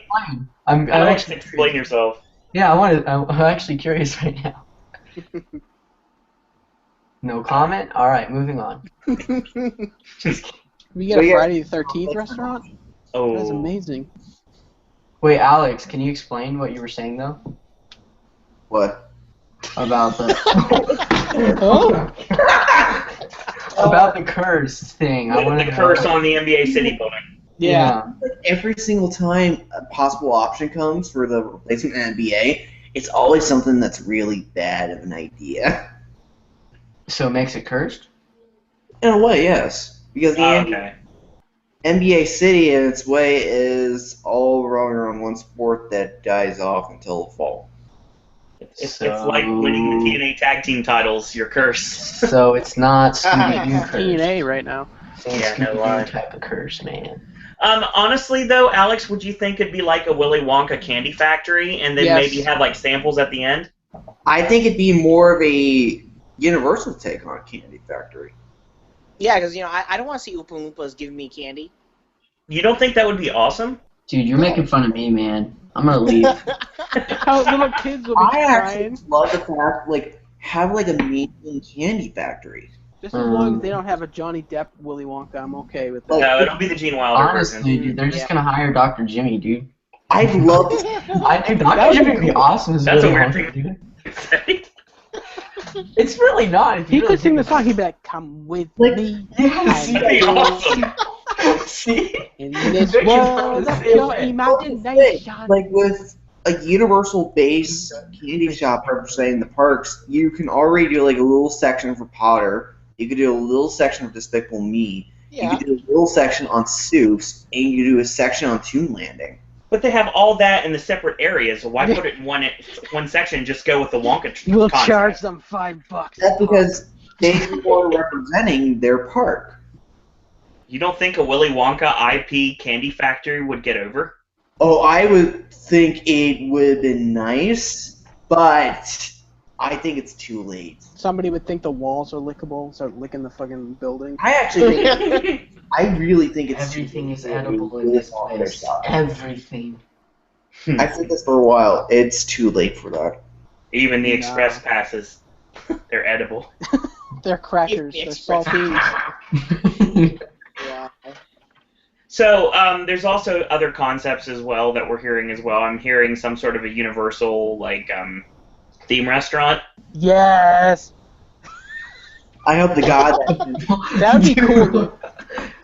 Yes. Planet Hollywood Universal style. Yes. That would be pretty cool. Have some of I the would old like ride. that. Have some of the old ride pieces in there. Could you imagine riding in the Roosevelt Station actual tram car, actually eating in Fit there? that big ass Kong animatronic in there and eating the palm of his hand. Oh, that'd be awesome. there's a lot of ideas you can do for a Universal themed restaurant. Take some of the old Jaws boats and make tables with them. Why don't you do Jekyll and Hyde but make it Universal style? Hey. That would be cool. I am Mr. Hyde. I think Jekyll and Hyde would work really well at City Walk if they promoted it right. Which unfortunately they could have done that, but they didn't. Yeah, so yeah, Downtown Disney could have done it too. That's what everybody thought Anjitos was supposed to be. Yeah. What? Yeah, well, real quick before we go into anything more about NBA City, what's the deal with Cowfish? I'm hearing a lot of rumors about the fact that they pretty much abandoned their Twitter feed and a lot of bad experiences lately from the bloggers and people talking about it online. Well, first off, it's they too just expensive. screw off because I want to try Cowfish for the first time. We will be going very soon. Don't worry. Tristan will way get too down there and they'll have a Dude, note on I'm the door. gonna get there and then Sorry, they're gonna closed. close down, dude. I'm gonna be so mad. I'm like, no! They put too much into it, Tristan. It's not closing down Yeah, anytime okay, soon. yeah, they did abandon the Cowfish Twitter. Well, that's just Twitter, dude. Maybe they're focusing on the food, man. It's all about the food. I'm hearing a lot of bloggers saying lately that their experiences haven't been as stellar as they were previously. Maybe their kitchen staff changed potentially. Maybe their chefs. That's what I was about to say. Maybe the chefs have changed. Yeah, I wouldn't be surprised. Well, no, I think the chefs wouldn't have changed as much, but I think the staff in general just. Could have sent some people to NBC too to get ready for their opening when it happens.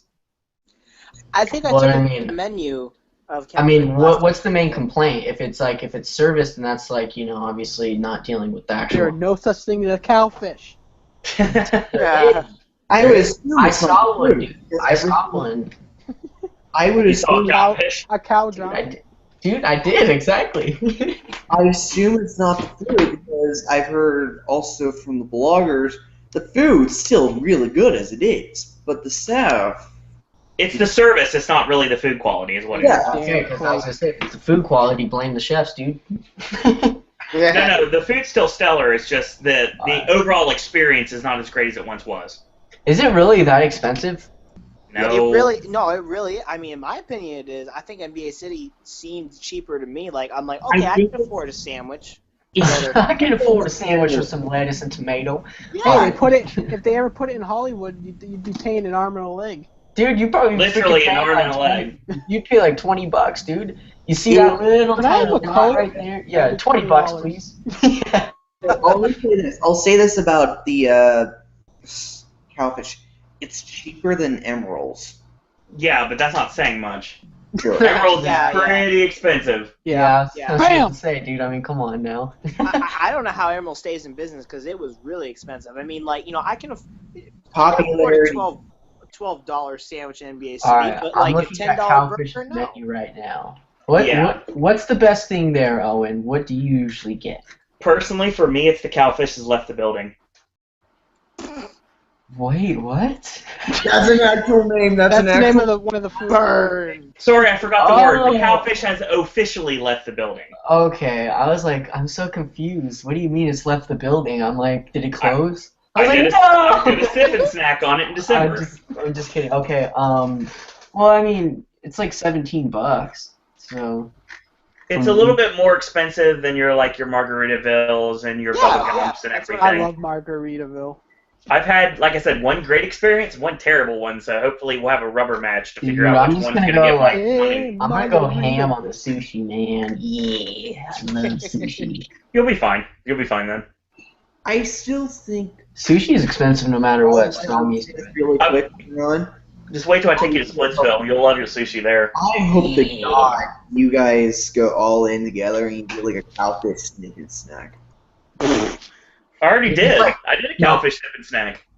Well, Dude, no, do it. Wait. You should do another one and go special guest. And there Oh. we go. You don't. If you don't think you're going to be a part of at least one sip and snack, if not many, then I would probably say steer clear for a couple minutes because I'm already planning that. As long as you're into it. Right. I'm All good right. for whatever. Right. Just don't involve ketchup, mustard, or mayo. I'm good. Owen's gonna Very turn the cool. camera on, and the staff's gonna be like, "Sir, turn that off. There's no videotaping in here."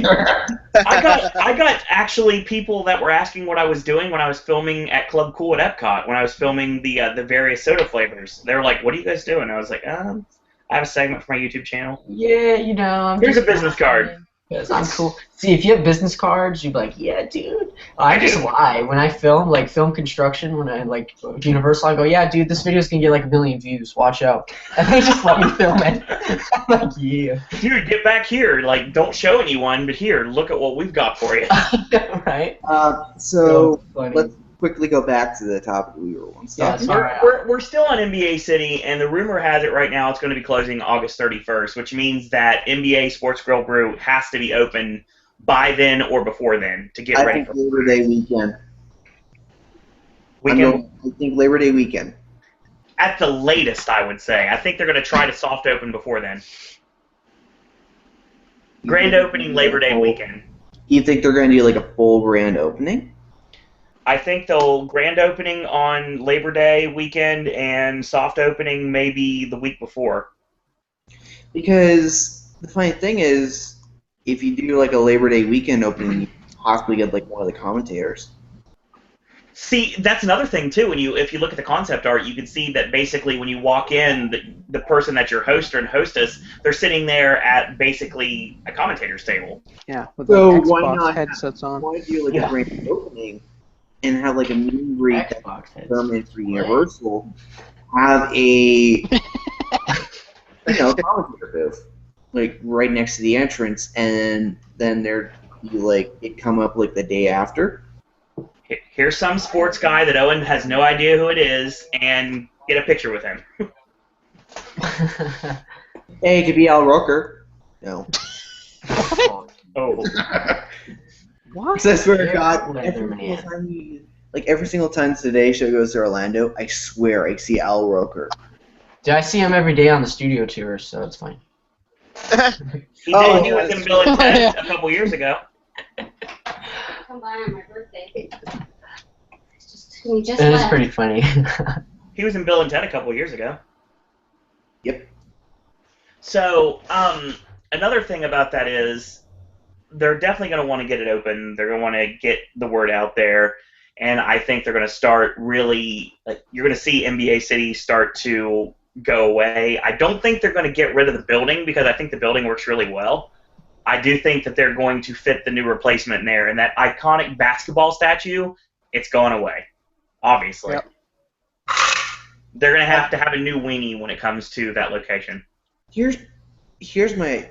Once the walls go up, immediately we'll see the statue go down entirely. Like, day and night. Day and night. I can see that. And I think it's weird to see what the actual replacement's going to be because, I mean... We'll probably get it by the end of the summer. I say so. I think it'd be great if they could announce it at SummerSlam. Hey. Actually, no, Vic, I got a great idea. If this ends up happening, could you imagine some sort of a collaborative effort during the Royal Rumble since it's going to be an Amway? That would be awesome. That makes perfect sense to me if that ends up being what the case is. I hope to God it's not the WWE. It better be. Alex, you're in this podcast, you are in the minority here. Yeah, I know. You're dead to me when it comes to that. But seriously, What? if you look at all the business that wrestling has in Orlando, Yep. I really think that it's going to be a huge moneymaker if Universal would go with it. And it's not just theme park bloggers that are talking about it, it's wrestling bloggers that are talking about it too. Here's the problem. TNA Impact. Is The dead. TNA Impact Wrestling. It's shot in University of Florida. I'm aware of that. They're in 20 right now. They used to be in 21. They were in 19 for a bit. Now they're in 20. WWE going into City Walk would be a big middle finger to them, too. It really would be. And you know that location where you have that guy that hustles people playing basketball? Oh, God, no. Why don't we put a ring outside there and we do like an NXT show live from the grand opening? Oh, NXT is so amazing. I'm just like making Aaron's day over here. Let's have No, 'cause, Kevin like, Owens when out you yelling said- at people. That would be great. He goes to the Punch me, parks and bitch. just shoots promos on everyone. Because when you said NXT, I'm thinking like Sasha Banks, Finn Balor. I'm like, oh my Yeah. god. Because if they actually did this, I could honestly see, given the fact that the Performance Center is in Orlando, I think that they could do like an NXT event outside, maybe put it on the network, and they could promote the new WWE Hall of Fame restaurant that way. Oh my god. I really hope when they put out that press release. Oh my If God. every dinner meal will only be $9.99. There you go. Nice. Bravo. Alex, I know it's not your cup of tea, but honestly, when it comes down to it, I really think it would be a huge moneymaker for Universal, and I think if they have the opportunity to jump on it, they need to. They need a brick-and-mortar Hall of Fame for the WWE. They've been trying to build one, and Triple H said himself that they're looking at Orlando if they ever did. Look Yeah, at he said Hollywood, dude. You very don't even have first. space there. I just think more or less it'd be in the same situation as a NASCAR and NBA. Where it wouldn't last long, then it would close like in a number of years. It just wouldn't exactly be worth it in the long. WWF New York didn't just show wrestling. And they had cover charges to get in to watch like football and basketball and other various things. Let's take a look at NASCAR. Look at what happened in that. People thought it was just NASCAR. That's the problem. Yeah. And people think with the WWE, it's just wrestling. But Then there's you promote tons of it that fans, way. though.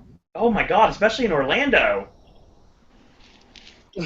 I just really would want to think the tourist. Especially Well, the UK tourists. Could you imagine the people coming over from the United Kingdom to see a WWE Hall of Fame and restaurant? Oh, come on, kids. Let's go to the Hall of Fame. We gotta go to the Hall of Fame. Woo! Woo! Whoa. I mean, Whoa! WWE. Let's go see Harry Potter, and then we can see Rick Flat. And Oh my God! order the Flat Burger. So With you're the gonna, extra woo. so basically, in essence, you're going to be able very soon, in this case, to see King Kong, King Bowser, and King Barrett. And have Dean Ambrose be the waiter and spill it all over you. God, that'd be awesome. I swear to God, the Lord of the Rings would ever come, we'd be dealing with another thing. You know, honestly, I've heard a lot about Lord of the Rings coming to IOA, and I think is it now officially dead, or is it still in the back? Oh, that is not coming. As long as the kids of what the hell's his name? Oh, Tolkien. Yes, The are Tolkien alive. estate, yeah. They're not. It's not going anywhere. Yeah.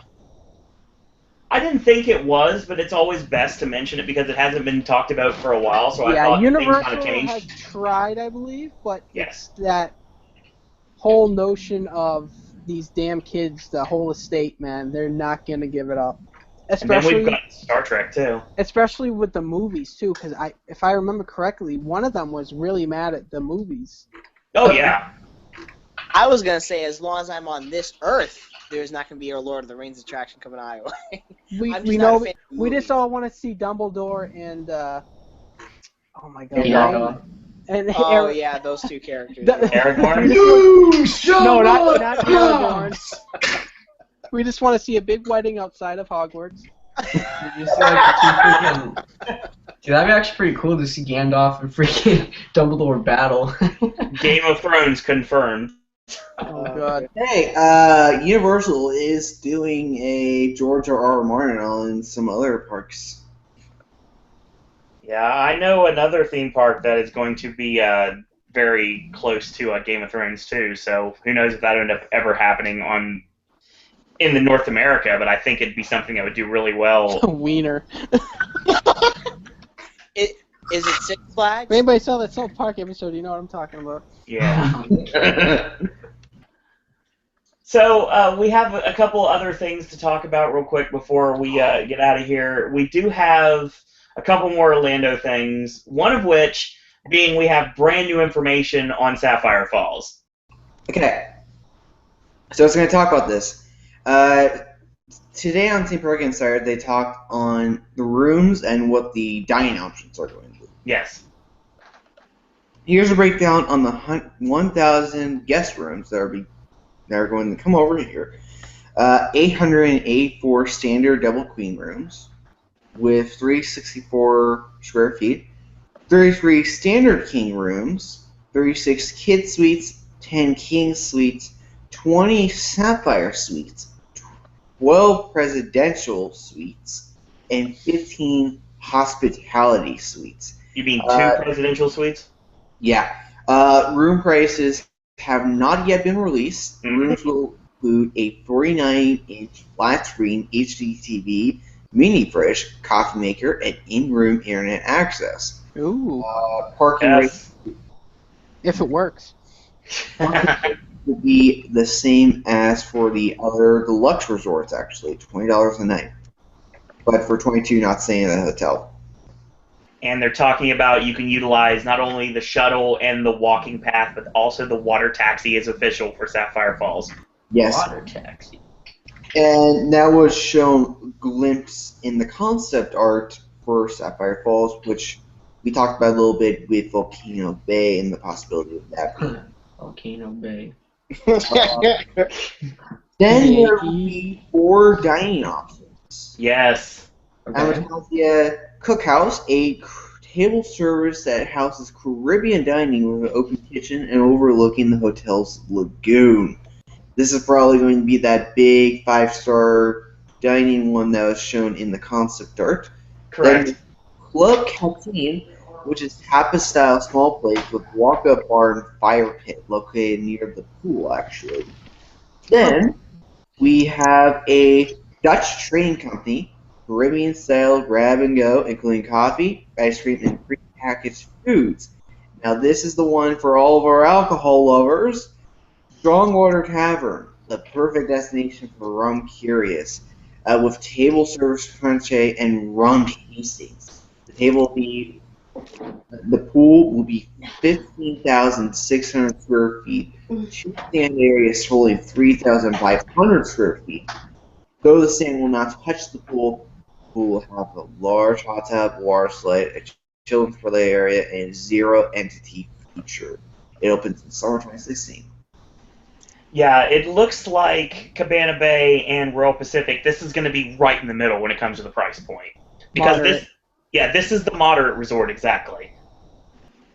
It just depends on what they're going to charge a night, honestly. I mean, I think for the opening year, we're going to see really good deals, like we have seen with Cabana Bay. You notice, like, the deals they're not going away, but they're becoming a little bit more than they were before.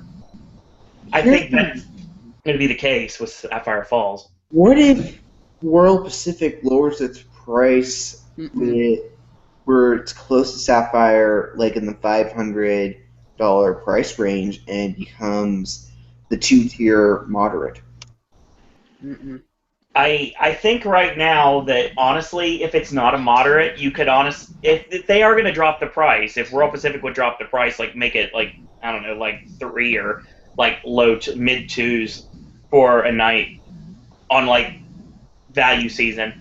When it comes down to it, I could honestly see them making Cabana Bay the value resort, have Sapphire Falls be the value plus, because it's just a little bit more, kind of like Pop Century and Art of Animation if you want a Disney comparison. And then moving up to the moderate for Royal Pacific, and then the deluxes be the Hard Rock and Portofino. And I think the next resort they bring in, there's a good possibility they could make another value resort out of it. I think it goes too. They're going to make a lot of money from the value resorts, especially getting young families off Disney property, off iDrive, and into the Universal parks. It has the same kick-ass views as what Cabana Bay has on all in. Well, they've got another tower. They're supposed to build another tower for Cabana, too. Yeah. Close to the thing, like the park, actually, so. Yes. That's all on its own. Yeah, it really all depends. What do you guys think of the dining? Hold on, sorry. We'll go with Vic first here. Wait, what was the question? I was typing something out. No worries, we're talking about the dining. Wait, what do you think the pricing's gonna be, or? Well, the dining options. What's your opinion of them are? I don't know. I'll have to for what the Sapphire. Yes. I'll have to see more of what they're actually gonna offer it. And so I can make my final judgment then. Like, right now we just have like little descriptions of what exactly it's gonna be. Yeah, I can't wait to see menus and concept art for these too. I like the dining options. I think it's the Polynesian meets Caribbean Beach. And in dining, that makes perfect sense too. What was that? Sorry. I really am curious about that parking structure for the boat. Oh God.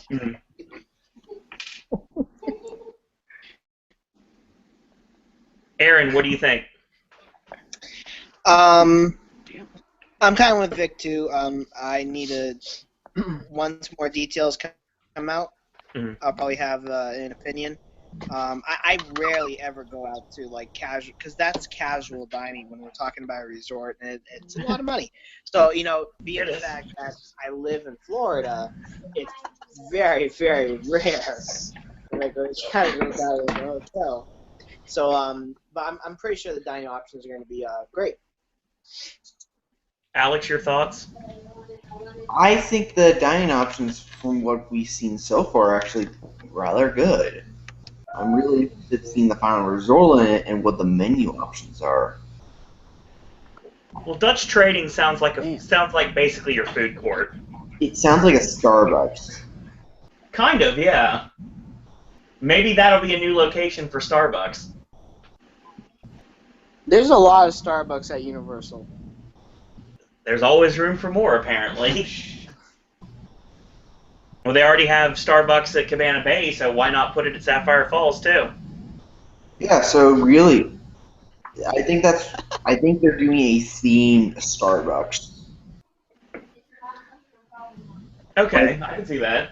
In all Cocoa secrecy, beans. it is a Starbucks, but the name of the theming is not a Starbucks. I mean, the way the pool feature sounds like, it really sounds like it's basically Cabana Bay without the lazy river. Which isn't exactly a bad thing because you got a big-ass lazy river coming up pretty soon. Yeah, exactly. It's going to be a lot more immersive than anything at Cabana Bay when it comes to the fact that it's actually a water park. Bingo. I think that's why they didn't do the lazy river, and it's also due to a little bit of space. I can see that.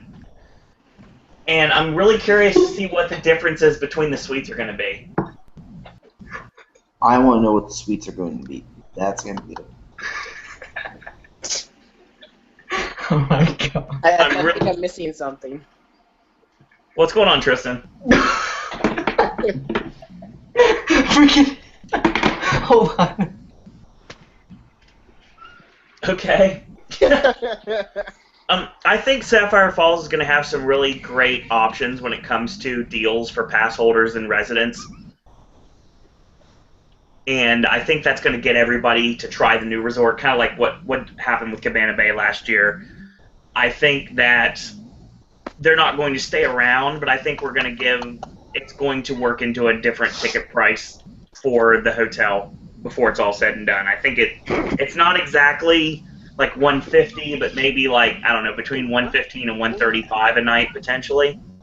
I'm just happy that this is another example of Universal just like investing. Oh yeah, totally.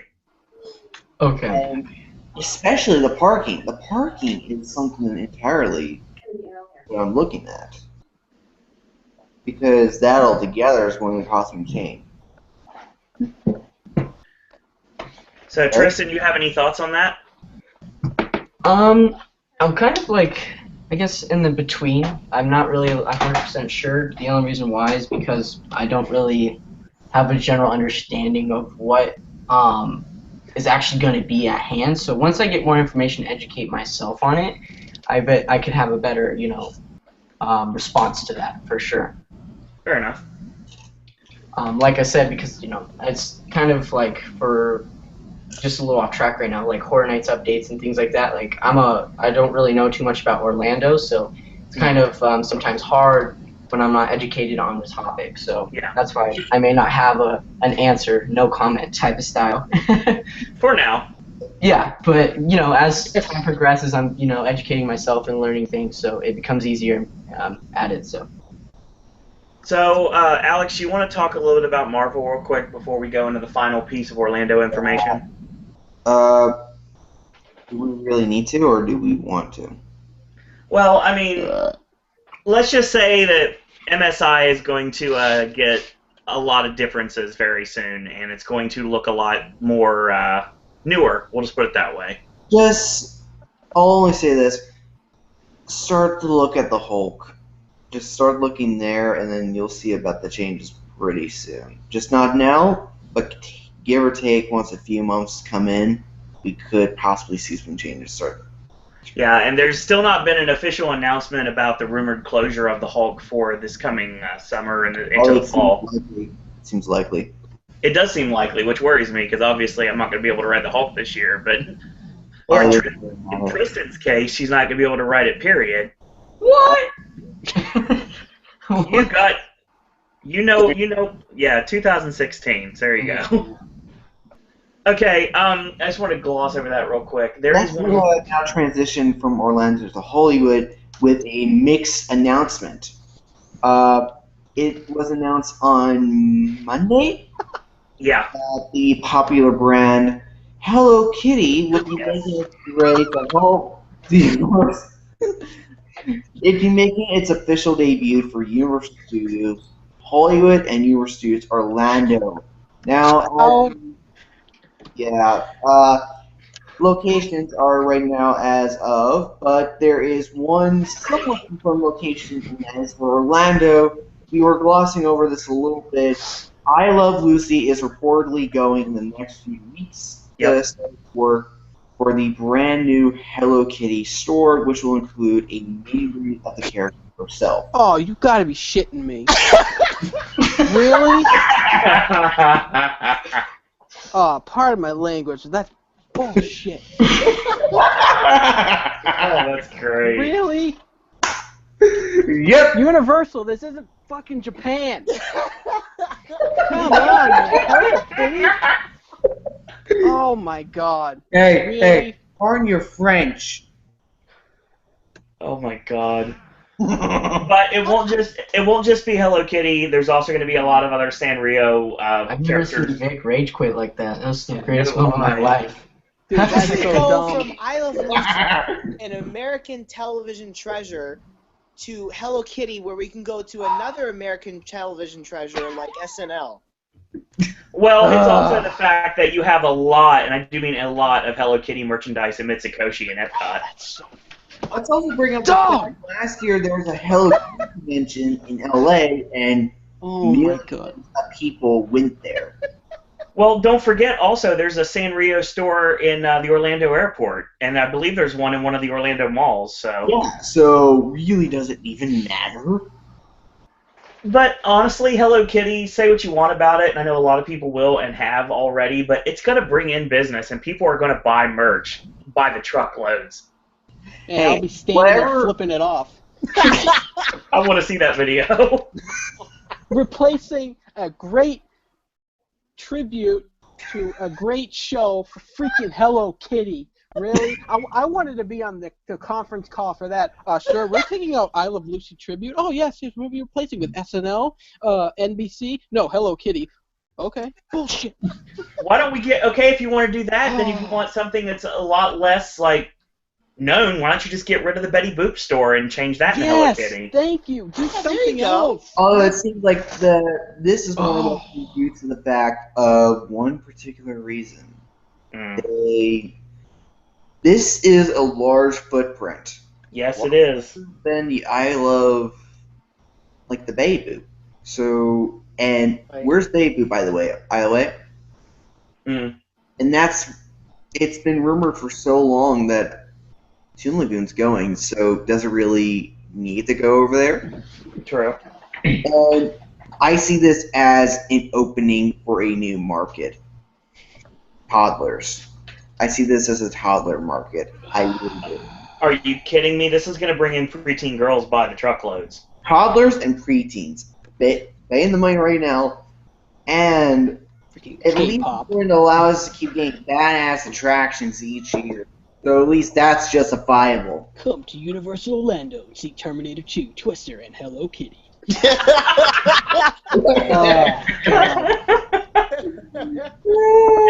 only because they didn't want to pay the rights for Sailor Moon, okay? Now, I'm I going don't know to if take Hello Kitty out of Adventure instead. I don't know if I was the only one, but I think this announcement was made after the NBA City closure announcement. So when they made the Hello Kitty announcement, I'm like, oh dear God, please do not replace NBA City, because that would be a huge Hello Kitty store. Oh my God, can you imagine the world's largest? Oh my God, don't give them any ideas. Don't give them ideas. And then probably also, listening right now going, going over to that's a Hollywood, bad idea. there is going to come shortly after the Orlando version, and there's rumors of locations such as the Character Shop in the Lower Lot, the Cartoon Universal, and the new House of Horrors replacement. Oh God. I've said this on the USA forums. This is going to be Cartoon Universal. They need to get that facade upgraded for the House of Horrors replacement, and that'd be that. Well, it's interesting because it's going to bring in people, and I can see people carrying Hello Kitty merch around. And the fact, here's one thing that you're glossing over. That's the meet and greet. That's something that's unique. I will take their merchandise out of their hands. Aaron's going to wait outside the store with a baseball bat. Yeah, I'd be like, hey, where's the kid? You're going to go purge on them? He's going to go purge on everyone. Hey kid, give me the Hello Kitty thing. I'll get you a chocolate frog. Get rid of that crap. Hey, I've seen people buy a lot of merchandise from Hello Kitty at Missing. I know what happens. It's true. It's true. What was the other one? No. There is a trash can that exists, okay? I know this from experience. I need to personally ask. What would you rather want? Crappy attractions such as Antarctica or badass attractions such as Forbidden Journey? Well, obviously, the second one is what I want. Yeah. So, well, you have to sacrifice your own Virginia. That'd be the second. Right. You have to pay for Hello Kitty. Ugh. I don't know about you. Screw the new attractions. It's all about Hello Kitty. I want Hello Kitty. Maybe kitty face above the arch. You can do us a favor, man. Oh God, an inflatable Hello Kitty. Oh God. What just happened here? Yeah. No, but seriously though, we have Hello a bigger... Kitty's back and she's pissed.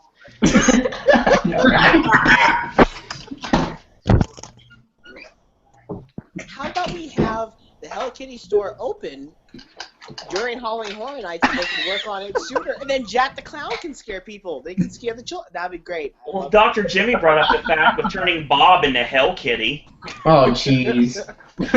Oh my lord. That was an awesome idea, personally. I saw it. Right. Real quick, other to get to now start talking about Hollywood. Gardens of Allah has been under construction for a while now, and Gardens of Allah? Garden of Allah? That's what it's called? Allah. Allah. What? So it's basically been under construction for a while, which has pretty much screwed our cut to Kids End. But which really sucks, by the way, when it's raining, because all those puddles just get right there, and then you just walk right into this big puddle of water. But there's a lot of interesting options that we've been hearing, like an NBC Media Lab, and we're hearing that it's a possibility that it's not even going to be for actual guests, it's just going to be for Universal themselves. I mean, what are we looking at right now, Alex? What do you think for this location? Staff. I see that. Staff? Oh! Toilets. Maybe a new VIP, potentially? A new VIP location? You're doing it with this gay guy. Get him out of here. Well, when one Aaron meets another... We have 3 Aarons now? Oh my god, worlds collide. The world has... What are you, James? We have 3 Aarons? It is World War III. God. My webcam broke. Aaron. Thank goodness I have a nickname. Welcome, Aaron from the Horror Nights Updaters. What up, dudes? That's like the longest reply I've ever waited. I like how all were quiet. We were like, "What's up, dude?" I was like, it's like we're waiting with bated breath for you to say something. And you say that, okay, and then he disappears for 2 hours. Yeah, we were all quiet. We were waiting. Oh shit. So yeah, now we go into Hollywood. You have great timing. Could I do this? Go ahead. It was announced on June 2nd. All the offerings that would become the University of Hollywood's The Wizarding World of Harry Potter. And there's quite a bit of stuff. Which one should we go for? Shops or should we go with rides? Let's go with rides first. Okay. I'll go through the 2 duds. We have 2 shows. Well, technically 3. Tri-Wizard Spirit Rally is coming from Orlando, Japan. The Frog Choir also. Overlanders, which seems to be getting upgrades too. I can see that. Then we have one attraction that's been kind of big for a reason. This is University of Hollywood's first ever outdoor family coaster, Flight of the Hippogriff. Then we have Harry Potter and the Forbidden Journey, which we'll be talking about that. It's making its U.S. debut for 3D conversion, and it has now had for the past few weeks. We get those cool goggles. That is cool, though. I think that they're utilizing that into the actual story of the attraction. I think that actually works, but still. Then for the shops and dining, we have a following. We have the 3 broomsticks. We have a fire beer cart. We have Aldlanders, Honeydukes, Outposts, Devils and Badges, Finch's Emporium of Confiscated Goods, and the Magic Meat Pass. But we also have 3 unexpected ones that are actually from Japan. Mm-hmm. Zonko's Joke Shop, Wiseacre's Wizarding Equipment from Orlando's Diagon Alley in Japan, Hello Kitty. Black Rags Wizard Wear. It is expected to be opening in spring 2016, but it could be very well earlier to the point of Easter. Oh, wow. Alex, do you have any idea what happened to the concept for the Great Hall coming to Hollywood? Location. That was not good. Mm-hmm. Location and it kind of break the immersion of Hogwarts because you're taking going down the queue. Is Hollywood getting Hogsmeade? Yes. Yeah. No, it's just going to be this big area on the map that just says Harry Potter, and that's all it's going to say. Well, I was just curious. Because Hollywood's pretty cheap, dude. Yeah. Tristan's weekly bashing of Hollywood. Dude. Yeah, they are pretty cheap. Springfield themed area that trumps Orlando's. They are pretty cheap because they couldn't get Freddy vs. Jason. We're not talking about it until No way, Comment. Man, shots fired. Springfield is like a huge hill that they had to hide the castle in the back. For people are like, don't look back there. Even Al Jean says, "Hey, don't look at Potter. It's not finished yet." I need to put something there so we can get people to stop staring at the castle facade before it gets built. There's a lot of scaffolding. They're just gonna have John. I'll tell you one thing though, construction for Potter's like moving fast as crap. The funniest thing, they changed their annual pass dates. It was originally supposed to be in March, but then they changed it back to February. And that kind of puts a sign that something happened. Something big happened. I think something got sped up to the point. And also, going back quickly to Volcano Bay, and a little thing we didn't talk about, King Kong, it seems that they are really trying to get that facade for King Kong and the entire Hogsmeade of Hogwarts Castle for all facades done by Winter for Volcano Bay stucco team to start their work. So that adds another level. There's not much truth to that. Dude, what is he, another James? Now he's speaking quiet down a tunnel. Can you speak Hey, James, you're in another tunnel. Everyone's sleeping in my house right now. I have to be very, very quiet. You're hunting for rabbits. Oh, I was about to say that. What were you saying, Aaron? The whole thing about speeding up construction for Volcano Bay isn't true. I can 100% confirm that. Interesting. It's not true at all. Somebody made that up. That's what happens sometimes, though, especially in the theme park community. A lot of things get made up. They're on to me. That California's going through this drought, right? And with rain, it delays construction. Well, we haven't had rain in like 10,000 years, so. And then it's gonna rain tomorrow. But it rained when I was there every single day, thank you very much. God bless rain dances. Not when Owen's in California. Seriously, it doesn't rain, but that's a subject for a different day. My body's ready. Oh my god. Tristan, you know that. Let's talk about the rides first. What do you guys' thoughts on the 3 shows? Wait, what? They got shows coming? No, Shows no that shoes. Celestina Warbeck. Boo. Is that basically just going to be like a Universal Orlando only, and they're not going to ever replicate it anywhere else? We'll talk about that soon, trust me. All-Landers, Swordfire, and Triwizard. Do you guys think this is, like, okay, but... Do you guys at least expect a new show for Hollywood? I would say it's probably going to be about the same, maybe a couple tweaks here and there. Dude, the Hogsmeade shows are so bad. We can't hear you. You're still in the tunnel. Hold on. Maybe I can turn his mic up. Am I still in the tunnel now? No, but you're scaring the crap out of me, so thank magnificent you. voice. Jesus. Or maybe I can't turn it up. Oh, wait. Oh, well. At least you'll be stuck in the tunnel. The joys of live podcast.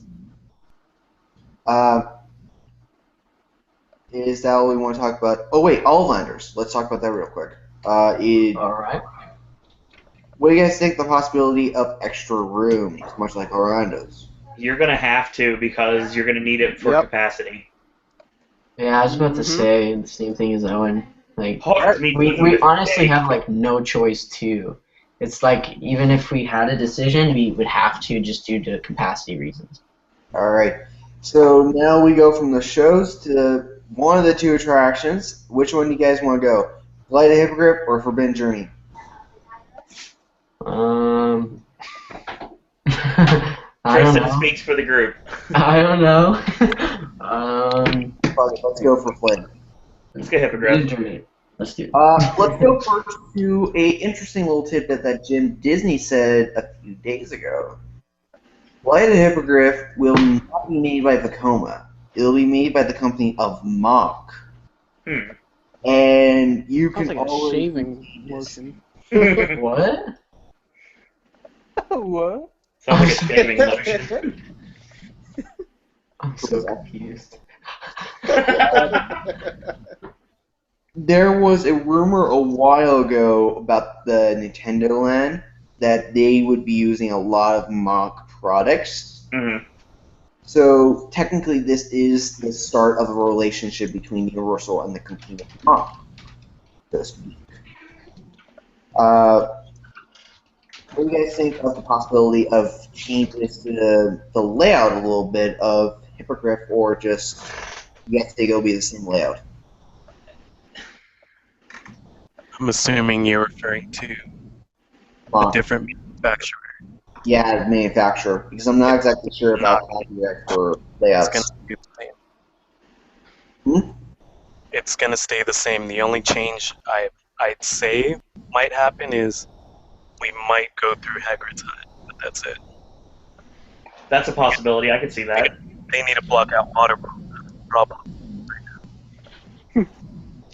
Alright, so is that all we really want to talk about on Hippogriff, or do we want to talk about that? Dude, it's Hippogriff. There's not much to talk about. It's a great use of Hogwarts Castle. It's gonna get nice views of Hollywood. Dude, the little kids are gonna get scared shitless once the pyrotechnics go off from Waterworld. Yeah, it'd be better. All the stupid Hello Kitty. I'm just kidding. Dude, I'm so glad Hello Kitty's not going to Hollywood. It's coming to Hollywood. It is, Tristan. Oh. Yeah, we're getting it on both coasts. No! Except your feelings, you know it to be true. Dude, you're like just bursting my bubble, dude. I was like so excited. Now I can't talk crap, so I'm just gonna sit here now. He's happy. Inside, he's cheering right Vic, now. shush, dude. Be quiet. Alright. Hugging his Hello Kitty. I told you, plushie. dude. That was for later. Save that for later, alright? God. Oh crap, we're still alive. Okay. Yeah, dude.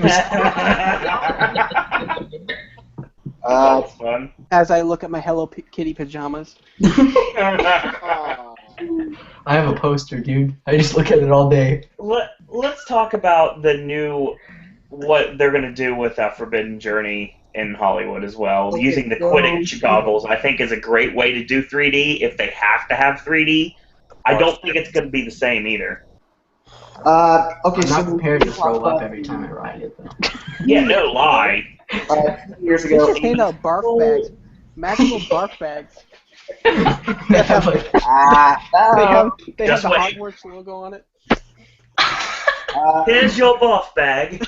Excuse me, hey, your barf hey, bag. we've got just I want to be Slytherin, dude. Screw free. Make sure to make some butterbeer in your barf bag. Put them in the recycling. Oh God, Alex, this is overflowing. do you think we're going to see some potential new items, new food and drink options in Hollywood that we don't have in Orlando? No, I think it's gonna be the exact same.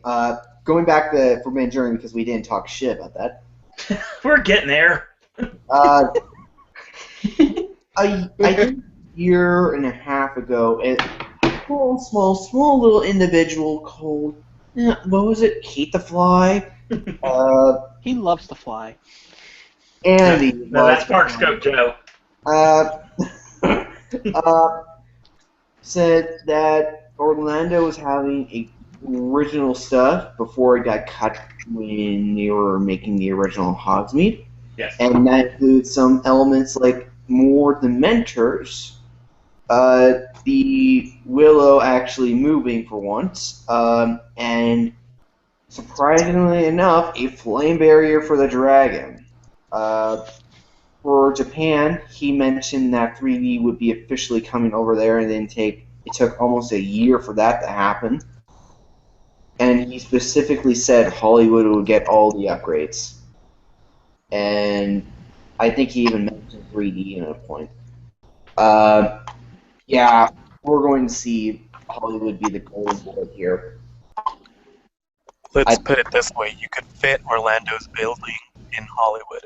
That's how bigger it is. That's how much bigger it is. Take that as you will. And didn't they add some extra space into the building?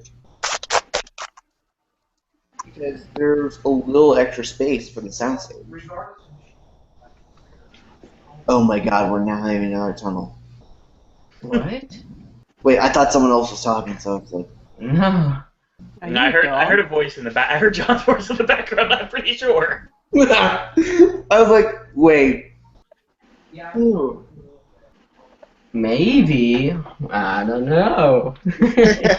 Or maybe Tristan's talking in the background. Maybe. Did Jack come to your house, Tristan? Wait, what? We have to do that joke once a time. Wait, Yeah. what? I Jack, couldn't hear you. did Jack come over to your house? Oh, yeah. I was like, wait, what the freak are you talking about, dude? I'm so confused. That's why it took Aaron so long to get here. He was finishing up the stash. Even.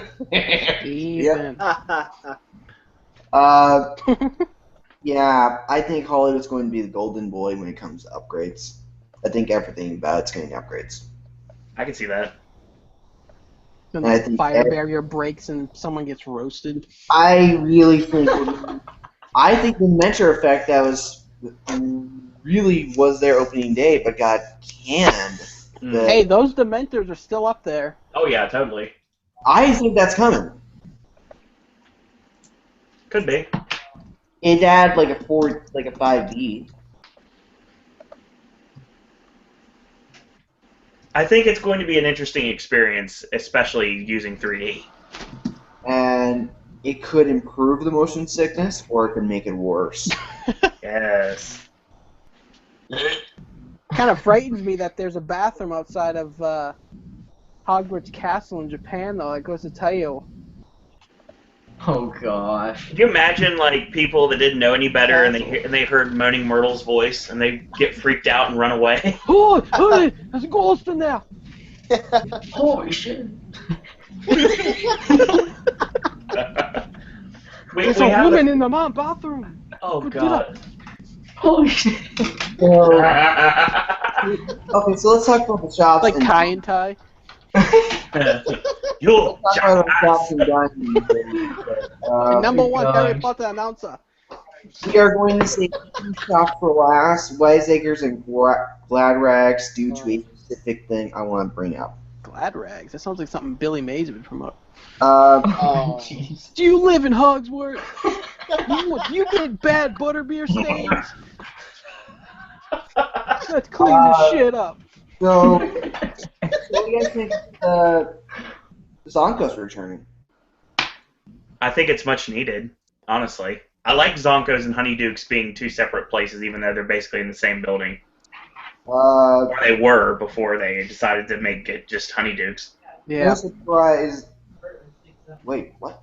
The fuck? Hogshead isn't there. Honeydukes, Kyle. No. I swear, I thought Hogshead was there. Did it disappear? What? Hogshead Pub? Somebody threw an invincibility cloak I thought over that it, was dude. I thought that was in the press release. I've been trying to find press releases on it, and I can't get anything that's like official. Aaron, could you confirm or deny that Hogshead Pub is going to be in Hollywood? Yes, it is. There's photos. Then why is it not on the website? Because it's not that important to be on the website. That website, I'm not gonna put a bar on there. Get your cheaper butterbeer. You're at Hogshead. What do you guys think of the possibility of, I'm going to bring this up real quick, the possibility of interactive wands coming into fold? I can see that happening. Yeah, It's done really well in Orlando. I can't imagine it not coming to Hollywood. People That's the working thing. at the feature presentation store confirmed it's happening. Yeah. All right. And then I was gonna say, I mean, that's something like it just honestly is something that you just can't see Hollywood not taking. Knowing Hollywood, it's probably going to be like $30 more than Orlando. Plus tax. Plus tax, okay? Let's talk about the two shops that are questionable. Wiseacres with Glad Rags. These two shops are in Japan's Hogsmeade, but they're actually in Orlando's Diagon Alley. What? Yeah, there's a lot of there's some shops that are in that are in Hogsmeade in Orlando that should be in Diagon Alley that they just jumped the gun on. And from what it seems, and this is all rumor until it's official, but it's becoming more and more as a reality, it seems that Diagon Alley is coming to Lower Lot. Where? There's no. How are you going to take the whole? 5 sound stages. They're going to remove the mummy and the sound stages behind the mummy. Are they going to put the Hogwarts Express in there? Yep. Dude, that's going to be bad. It's going to be so crowded. Oh my God. I'm moving out of the city. But yeah, the question really is... Man, that Hogwarts Express is going to be like a sardine can. Oh my God. People You know I smashing like that. sardines, dude. On my pizza, man. Yeah, exactly. It really is an interesting question because it was basically kind of said by LA Times, was it? There were supposed plans for Diagon Alley, and now we see that it's becoming more and more official as it is, but there's no real announcement for it. If Diagon Alley does end up coming to Hollywood, do you see the announcement before 2022? If you listen, Aaron, Well, here's the thing. Like, that podcast you posted the other day, Aaron, with Hate in it, he mentioned something about those plans. Weren't they from like 2003? no, They were really early plans. Yeah. but now it seems that some... All right, I'll be right back. Hate to Fly also said there's a possibility we might actually see it sooner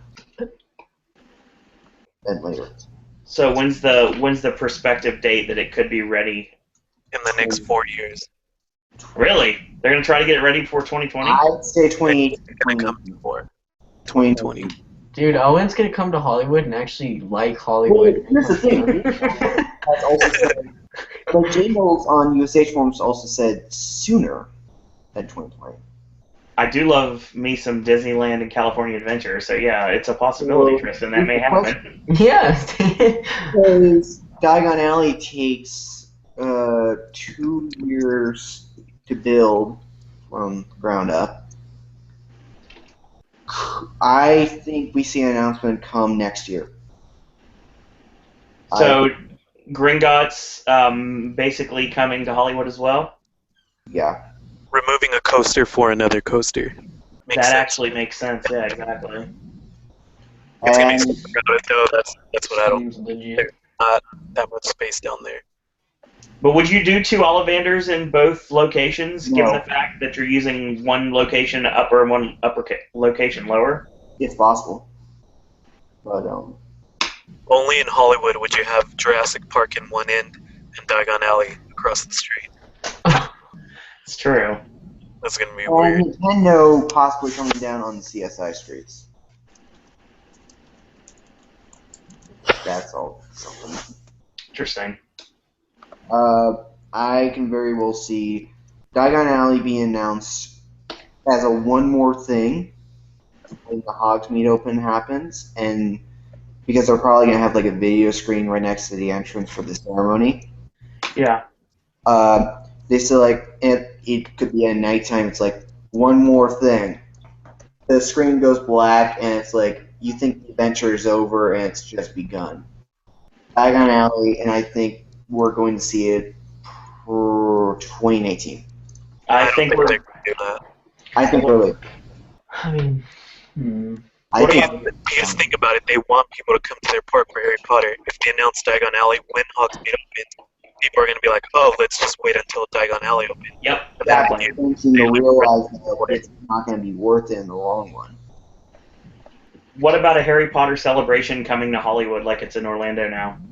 I hope not. It'd be too crowded. Oh my god. Well, I'm not doubting it wouldn't be crowded, but do you see them as coming up with that idea? Happening just because Hollywood wants money. And they're Yes. very passionate about it. Like, oh,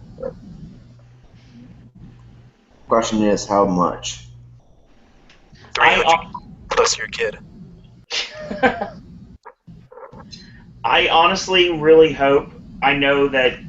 I mean, I'd love to see there being something exclusive for both coasts that the other one doesn't have. I think Celestina needs to be the exclusive for Orlando. I don't. That's gonna come. It's way too popular. I think Tales of Beale and Bard it will be exclusive. I think a new show coming from Hollywood. What I do see happening is when Hollywood gets Diagon Alley, I'd imagine they're gonna start including more shows in the Orlando version. That kind of or too. That I can see. Beale the Bard. I don't know. Orlando always gets more, so I can see them adding more shows. Yeah, but now it seems each version that we get that's from Orlando, ours is better by tenfold. True. It really So- depends on what you decide to do. And they are going to have the problem if they place that mummy in that other soundstage you're mentioning, Starway. That Starway is going to be a problem. Dude, people are gonna be falling over that Starway.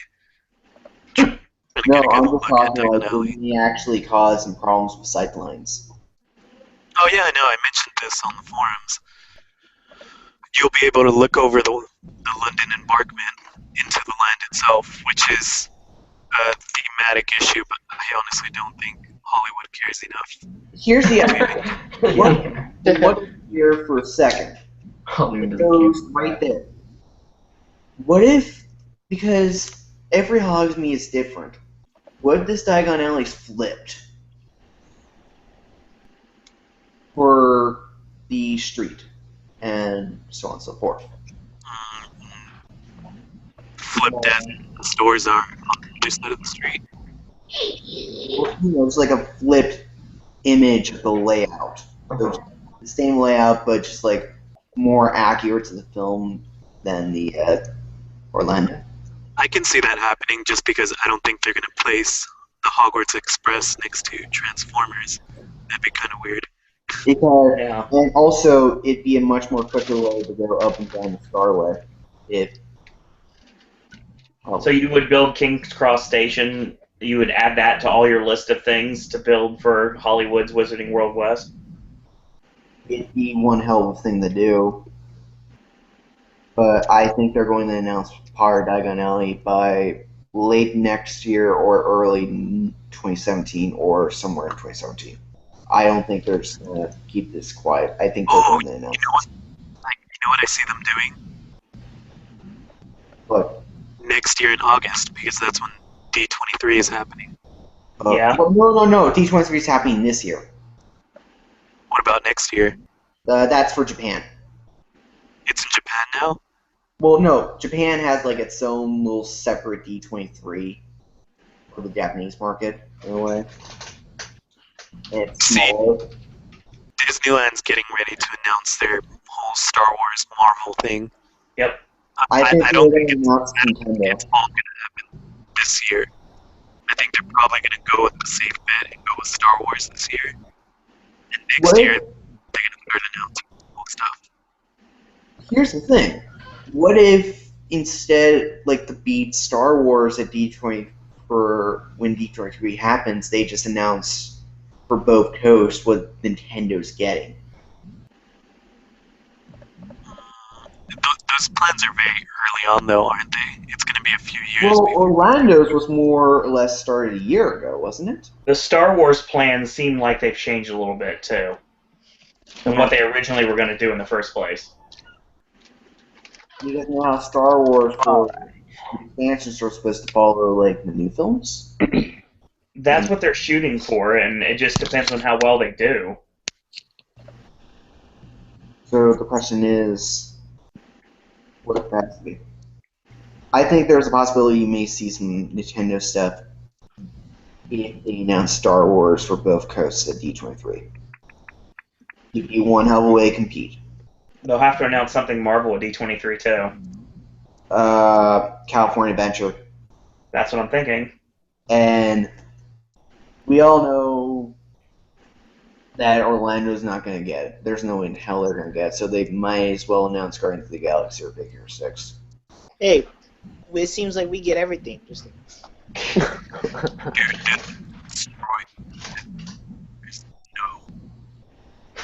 It destroys Walt Disney World. And I've been to both. I'm not like coast biased or anything. In fact, I started off with Walt Disney World. And oh my god, Disneyland is like on a whole nother level. I like the fact that everything is so compact and everything's so close by. I've always loved that about Disneyland. The fact that you've got a park, downtown Disney, and another park. Universal here with Diagon Alley, they'd be going for the Disneyland strategy. A lot of rides in a compact area. That's what Universal is in Orlando. It's basically, the Universal Resort is pretty much the Disneyland footprint. And now Universal Studios Hollywood is trying to follow suit. Yes. In some way. Yeah, that really am interested to see what happens in August. Besides all things Horror Nights, I really want to know if they're going to announce one more thing for Universal. It's possible. Because they could announce for Orlando, like Fast and Furious. That's going to happen this year. I think it's happening this year. I think soon. In October. Construction will start this year, but they won't announce it till next year. I don't agree. I honestly don't. I think it's going to happen. It'll be another decade, so. I think Fast and Furious is getting announced by the end of the year, or at least sometime in the fall. When's its release date on DVD?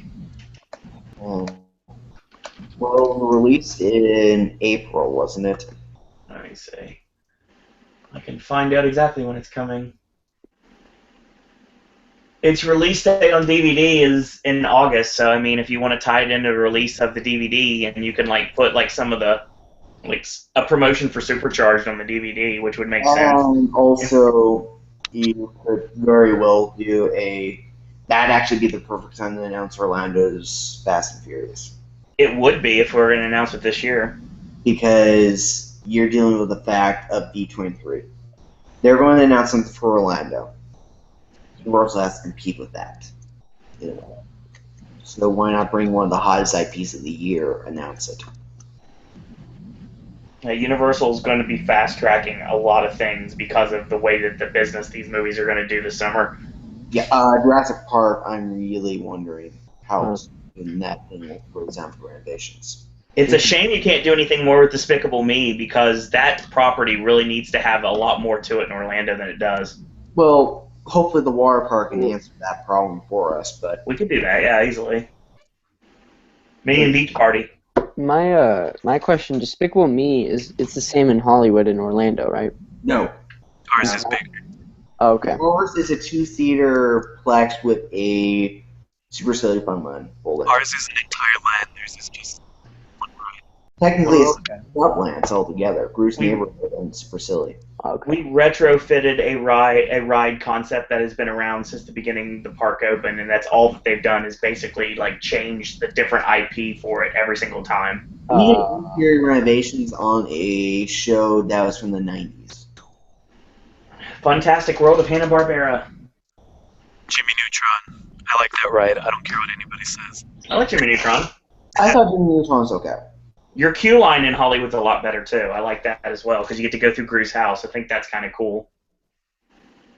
Although you still have Switchback. That's my only gripe. There's a limit where you can do that, though. Even I know. Oh my god, dude, there's no such thing as janitors in that area. I was at Universal last month, and I was waiting in line for Despicable Me, and Tristan and Alex know what I'm talking about, but you know that giant, like, silver rat? Yeah. It's kind of like a wall blocking off. Uh-huh. Blocking off the lines. There was so many cups there, like just trash that people left there. It was disgusting. Have you seen the Like I was You quite well talk about something. The employee suckers are right now getting their desserts. Because the employee preview is apparently happening tonight for Fast and Furious. Yeah, I was going to mention that dude. slightly.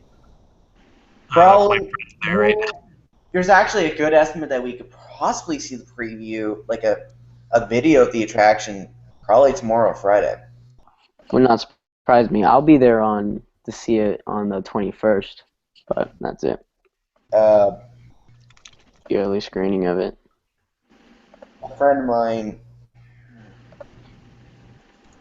'Cause I work like all week during this time, so He searched the media preview, and apparently the 12th is going to be, what is it? Like some sort of media invitation? Oh, okay. I wonder if they have Coronas. Oh, I would bet they would. Oh my god, Hollywood, you're so weird. Like a quick estimate. If Fast and Furious gets announced in August for Orlando, do you think we're going to see something like Kong, or do you think we're just going to get the logo?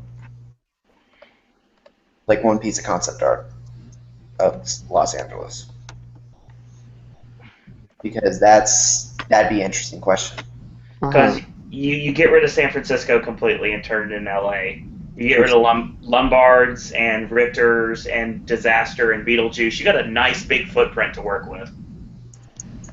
And from what it seems, even Hateful said this on Twitter, Hollywood Springfield, like Orlando Springfield was, okay, the facades were nice at all. Hollywood was a different level of theming. That's basically what's happening here, from what it seems. I can't wait to see Hollywood's version of Springfield. I'm really wondering about how Orlando's Furious will compare to Hollywood's on the facades. Oh, the facades could be so much better. It's I'm not only really will the excited. budget be bigger. The one legitimate hope I have for the LA facades, it's a little bit grit. A little dirty. I mean, you're going to move from New York to Los Angeles to London and basically taking a mile, so that's pretty much how it's going to be. Yeah, there's no such thing. That's one to New York and the other to LA, and then you have Diagon Alley in London. It's going to be really strange in the long run, but I think it's actually going to work really well when it actually comes to fruition. You know, it's actually going to make a nice little scare zone for horror nights when we get that to it. Yeah. Vin Diesel scare zone. No, like a full legitimate LA. What's the name of the scare zone? Family. Oh my The god. Iron Giant. Oh God. Alaska Witch I'm Hunter. so excited about the LA. My name is Mark Vincent. Here's a Corona. Triple X. Stunt show confirmed. So, besides that, do we want to talk anything else about Hollywood? Should we go over quickly Singapore and Japan? Okay then. Japan is right now in the I was getting my notes ready. Sorry. Go to Japan. Dude, we have freaking Japan and stuff to talk about. and Singapore? Oh my god. Singapore and their wonderful Puss in Boots roller coaster. No, something else. Holy shit. Isn't Biohazard the Real 3 coming soon? Yes. Yeah, I wasn't going to mention that because I was going to mention something else. It's not Hello Kitty, is it? It's Hello weird. Kitty's already big. Hey, Can't you back know, off. there's some Japanese Universal bloggers going, "Oh, those stupid Americans get Hello Kitty."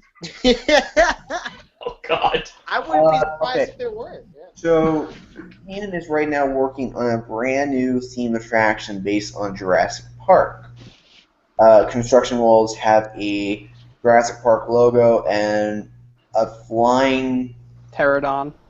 Pteranodon flyers. Yep. And it has been rumored from Screamscape and that this would be a Pteranodon Flyers version. Yeah. And it would be coming out by 2016.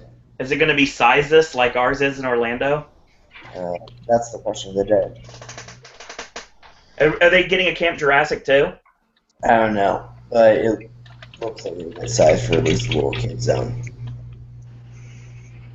If you're a child and you are going to that park, you may want to worry because you're going to be accosted and forced to ride the ride with an adult. Pretty much. Damn it. That counts. You know what they should really do is they should have the Pterodon flyers, but then like have them fly over the water where that giant ass. Oh yes, that'd be Scare the awesome. shit out of people. Just to clarify here, it will not be Jurassic World themed. It's Jurassic Park. Yeah, Jurassic Park. That's cool. Yeah. I better see Sam Neill and Jeff Goldblum, and Chaos Theories, and Oh my. I better see a Barbasol can. No, you'll probably see the Alan talking raptor from Jurassic Park 3. Alan, Oh, wow. Yeah. Forgot about that. Alan, wake up! We're almost there. God. I had to do that. So how do you know the Kirbys? Through our church. What do you guys think the version of Orlando's or Singapore's Flyers coming? Yeah, that'll probably happen. It's more likely because construction walls are up of a The Pteranodon. best dinosaur ride in the world. What's the chance of that sizes thing going away in Orlando ever? Okay, Dude, you really want to go on we're those, gonna huh? beat the dead. I do. I've never got a chance to ride it yet. Now. You'll be getting on there and you'll be hanging over the side with the camera trying to get a good shot of Yeah, enjoy your Raptor squad, Vic. Hey, what'd you say? What did you call me? What'd you say? I heard I think he said Vic, but you thought he said something else. No, Enjoy I your heard game, Raptor squad. All I heard was Raptor Squad. I thought he called me a dick. I was ready to rip his hair out. See, that's exactly what I thought you heard. So, okay, we're on the same He page. did, dude, he did. Nah, it was just a self. I will tell your cat to scratch the crap out of you, dude. I You don't don't have. have to tell the cat. What'd And you your do with dog. Now we're going to bring up the undead horse. Oh, dude. I'm not even going to go there. I already know where you're going. We are now going to talk about the undead horse that is Universal Studios Singapore, and Star Galactica has officially reopened. For Alright. now. Yay. So, who wants to beat the horse? What? Who wants to beat that horse? So Battlestar Galactica is Beat basically that their horse. version of Rocket, Who's right? Beat that horse. Beat that horse. Oh, Oh wow. my god, I dude. had to do it. I really had to. Who wants to beat the dead horse? Come on. Come on, who wants to beat the dead horse? Got a firm grip. Okay, What the anyway. crap is that? Anyways, yeah, anybody in for that Battlestar Galactica coaster? I kind of want to live. Oh, man. Well, at least there's no accident. Oh, wait, shit. We haven't had an it's like Giggles and Gore. We haven't had an accident in how many days? Oh, by the way, 0. Very much. I'm glad it's open. I'm counting the days when it goes to another breakdown.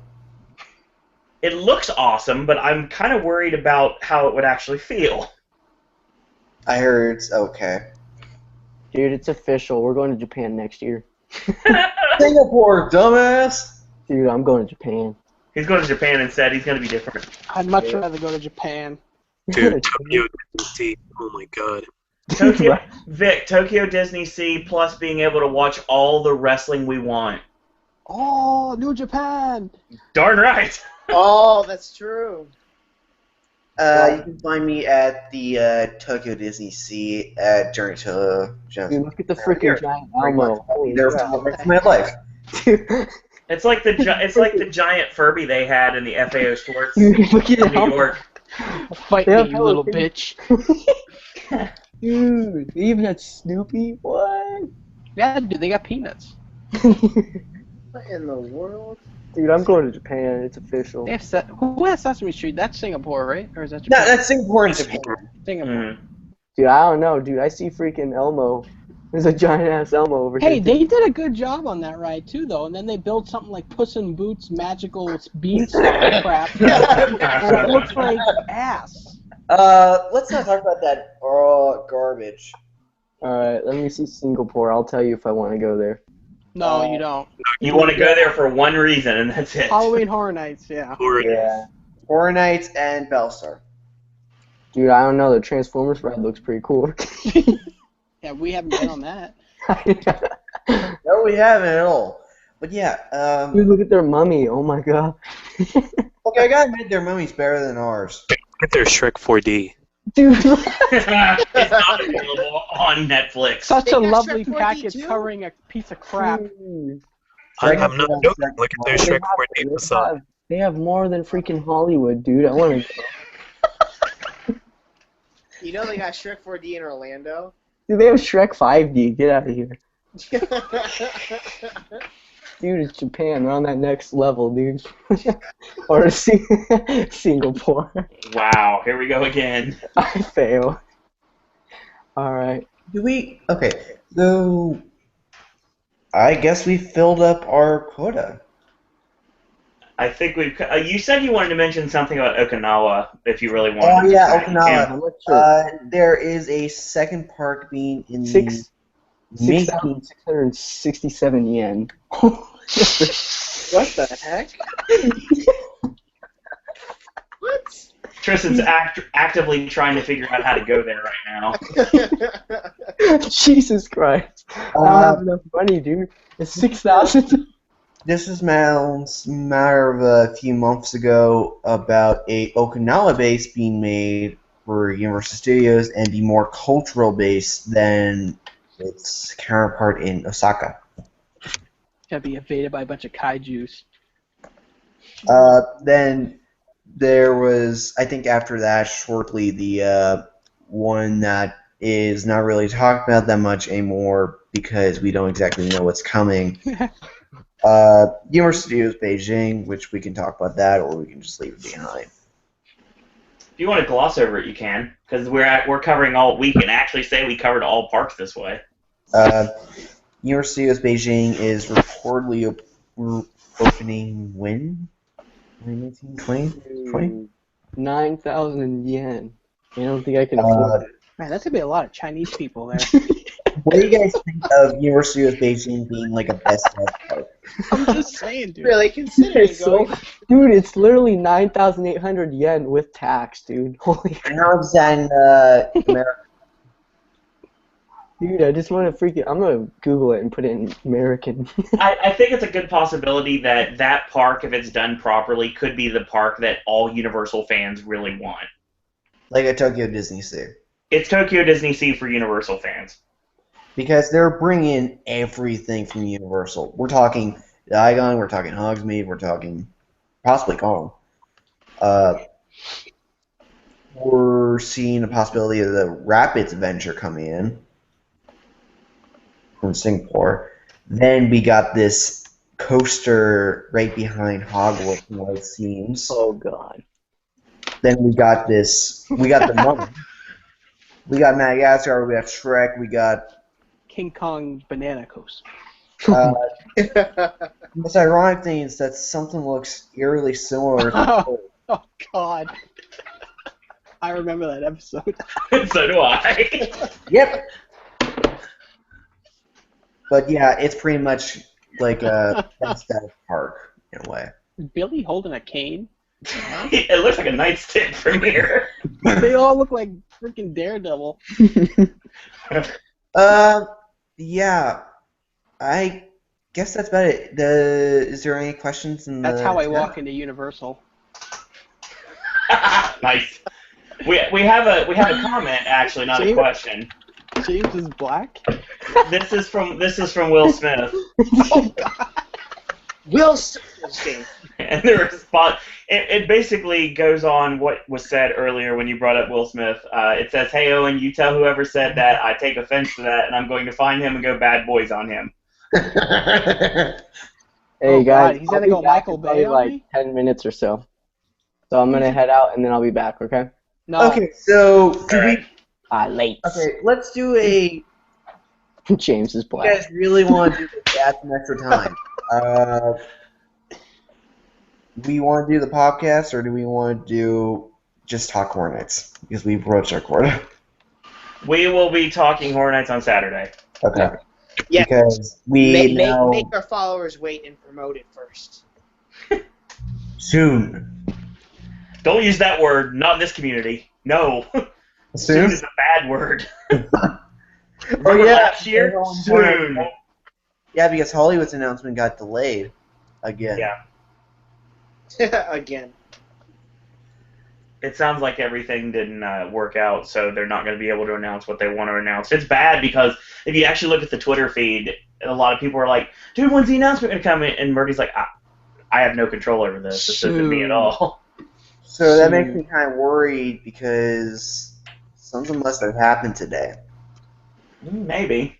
They probably realized we don't want The Walking Dead first. I You know know, everyone You want Fear the follows- Walking Dead. It's new and different. There's no woods. It literally said that in the press release, like, there's not going to be any woods in this It's version. gonna be. Robert Kirkman said there's gonna be no woods. It's Los Angeles. You want to talk about the all-powerful god of Hello Kitty, or are we done for the night? Oh hell no. Hell no. Hell Kitty confirmed. Hello Kitty can go to hell. There he No, since Aaron obviously didn't get to voice his opinion on Sapphire Falls or Volcano Bay or anything we talked about, Aaron, do you have any comments on what Universal's been doing on either coast lately? Speechless. And he's on mute. How ironic. So, I guess we're... So it's not as bad as the other night when and Aaron knows exactly what I'm talking about before I say it. But it was as bad as the other night when I was doing a podcast with Ashley, and all of a sudden I asked if he had any parting words, and he snorted at me. Oh, okay.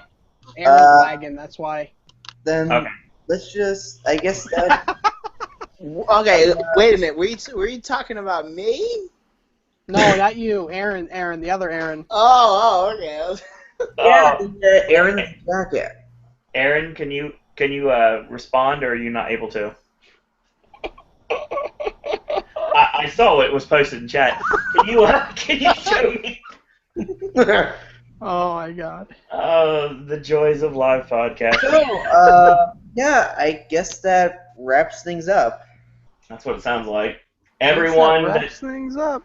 Everyone that joined us in the chat, thank you again. Everyone that joined us on watching the archive right now, thank you for watching and viewing what we have to say about Universal Parks and Resorts. I know it's a very random thing to call this podcast, but it's no lie. We talked about all of Universal Parks and Resorts here. So, as always, Vic, I'm gonna let you handle Tristan's outro since he's not here to do it himself. Okay.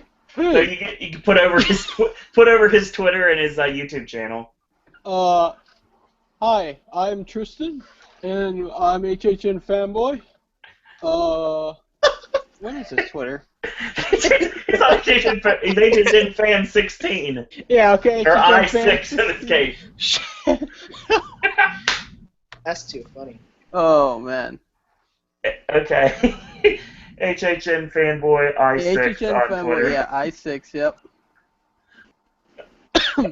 Alex, where can we find you on the Twitters? Let Aaron, Mr. Aaron... Fuck. Let Mr. Aaron go. Okay, Aaron, give us your plethora of social media options. Can we use another word instead of plethora? I'm just kidding. I like plethora. Plethora for life. He speaks. You can find me on Mr. Entertainment 92 on Facebook and Instagram, Twitter at Mr. UNT92, and Mr. Entertainment on Vine, Wrestling Amino, and live stream. So, Aaron, can you give us your information, or Vic, would you want to just provide that for him? My children need my help right now, so... Yes, indeed. In this case, this is true. Hold on. What was I doing? Oh, crap. You are putting over Aaron right now. Yes. You're going to explain his Twitter Yes, and the YouTube channel. You can follow Aaron on Twitter at Sheppy the Ballless, and you can follow him on YouTube at Red Steel TV. You can also follow him and Vic on Hornets Updaters. Yep, and on Hornets Updaters. And Vic, your regular Twitter account? Yep, Vic of the Dead. Yeah.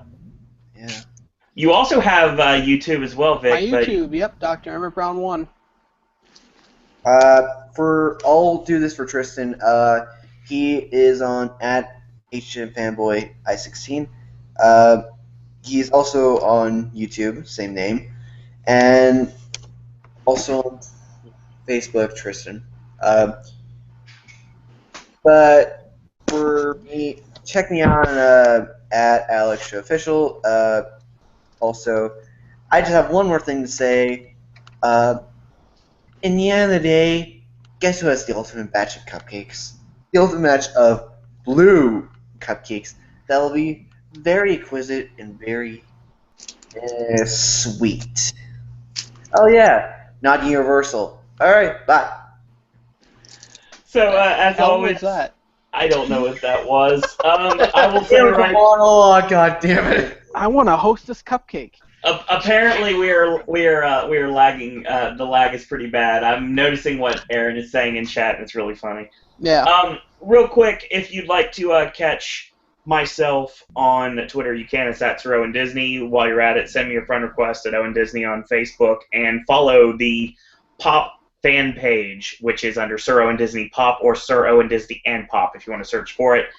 And while you're at it, also, if you are wanting to get at me, join the Popcast, become a Popcaster. Want to talk Disney, Universal, Halloween Horror Nights, want to talk wrestling with me, ask me questions I can't answer on here for good reason. Oh, or if you'd like to be a theme park or wrestling podcast that would like Sir Owen Disney a part of your show, you're more than welcome to send me an email, sirowendisney@gmail.com. So our next podcast is going to be this Saturday night, 7 p.m. We're going to be talking Halloween Horror Nights Orlando. We have ticket prices to discuss, as well as the announcement officially of Freddy vs. Jason coming to Halloween Horror Nights 25. And hopefully we'll get some more information to talk about there. So we got that coming your way. I want to thank everyone for joining us. I want to thank Vic. Thank you. I want to thank Tristan. Unfortunately, he's not here to talk, but when he comes back, we'll be, when he comes back, we won't be live anymore. It'd be really interesting. You want to thank Alex? Alex, thank you. No, I mean No, wait, Alex. Wait, yeah, Aaron's. Aaron's with an S? Oliver? Oh, God. Come on, Sir Disney. Oh, dear God. Here we go again. So, I want to thank Aaron, as always, Mr. Entertainment, for joining us once more. Thank you for having me. I had fun talking about Universal. One of my, well, actually, it's my top favorite park right now. Just put it that way. And we've got a Money in the Bank Popcast. Sounds like it's going to be coming on Sunday. And Ashley's not going to be able to do anything this week because of E3. So you just got Aaron and myself for Raw on Monday night. So wait, that's your programming note on that. And Aaron, thank you for joining us off work, even though you're not able to respond back. But we do appreciate you being a part of the podcast. No problem. We'll go with it. He can talk. Go ahead. Hey. Aaron, speak. Family. My name's Aaron. I don't know if you guys can hear me. There we go. Yeah, we can hear you perfectly now. Yes, I'm not lagging. God damn it. You sound good. So there you go. Well, even though I was only here for like 20 minutes and lagged like a motherfucker. Thank you, Owen, as always. It's always a good time on your podcast. Speaking of which, we should probably do. Yeah, agreed, 100%. I love having the HNU guys on the Popcast. It really creates a new dichotomy that's not necessarily there when it's just me and Alex and Tristan and Aaron. Let's have hope that. Your grammar makes me happy. Just gotta point it out. We'll leave it at that. It's such a weird thing to point out, but good God. And Your use of grammar gives me a chubby. But anyways. And the lagging, I barely understood what you were saying, but you said anyway, so I guess we're going to move off of that topic. And also, thank you guys for letting me be on. It was fun talking about Universal. Yes, indeed it was. And the reason why we don't have a Disney podcast, I'll explain that real quick. Is because Disney sucks. I'm not gonna lie. It's not easy to find right now, especially. It's not easy to find people that are willing to chat about Disney on a podcast. If and when Disney news breaks, like at D23, we could possibly do a podcast then. Yeah, right now, no. We got. If Disney would be announcing like Universal, we would have podcasts. Yeah, pretty much. But for now, Well, we've got Frozen coming to Norway officially, and that's coming next year. We have Avatar coming in 2085. If anybody still gives a crap. they have sex with their tails. Halloween Horror Nights And they're 25 confirmed. You can't tell me they're not going to run that joke again. I guarantee you they can talk will. about Disney right now is freaking Jock Lindsay? reminiscing about the old days. Yeah. So that's what we.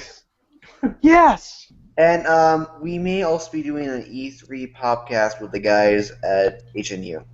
It's a possibility, and there's a good chance if that ends up happening, a regular on Pop, obviously someone you know as one of the cornerstones of this channel alongside AJ and myself, would be Ashley, and he would be joining us for that one, which would mark Ashley's debut with this group, which would be interesting. Oh, And God. I would be joining in for the E3 chat whenever I can. Indeed. So that's what we've got coming your way, and once we get more announcements, we'll do more podcasts, and hopefully we'll do a lot more collaboration throughout the summer. I think it's going to be fun. And stay tuned. Thank you guys and girls out there for watching, and anybody have any parting words before we go? We'll tell Go see Hill we said hi. What'd you Go say, see Vic? Jurassic World. Hey, audience, to those that are watching this offline, we will all tell Hello Kitty you said hi. So, yeah. Spag no expense. So we will see you guys on Saturday for another podcast. We're talking Horror Nights, so stay tuned for that, and continue to follow us on Twitter and our various YouTube channels. Alex, you don't have a presence on YouTube right now, but it sounds like you're going to soon. I'm trying to get this started, trust me. Right on. So check that out, and also check out the Horror Nights Updaters on YouTube as well as Twitter. They're a bunch of fine gentlemen. They will lead you the right way when it comes to news about Horror Nights on both coasts. So that being said, thank you guys and girls out there for watching. And until Wednesday, boys and girls, that's all we got to say about that. Enjoy your blue cupcakes.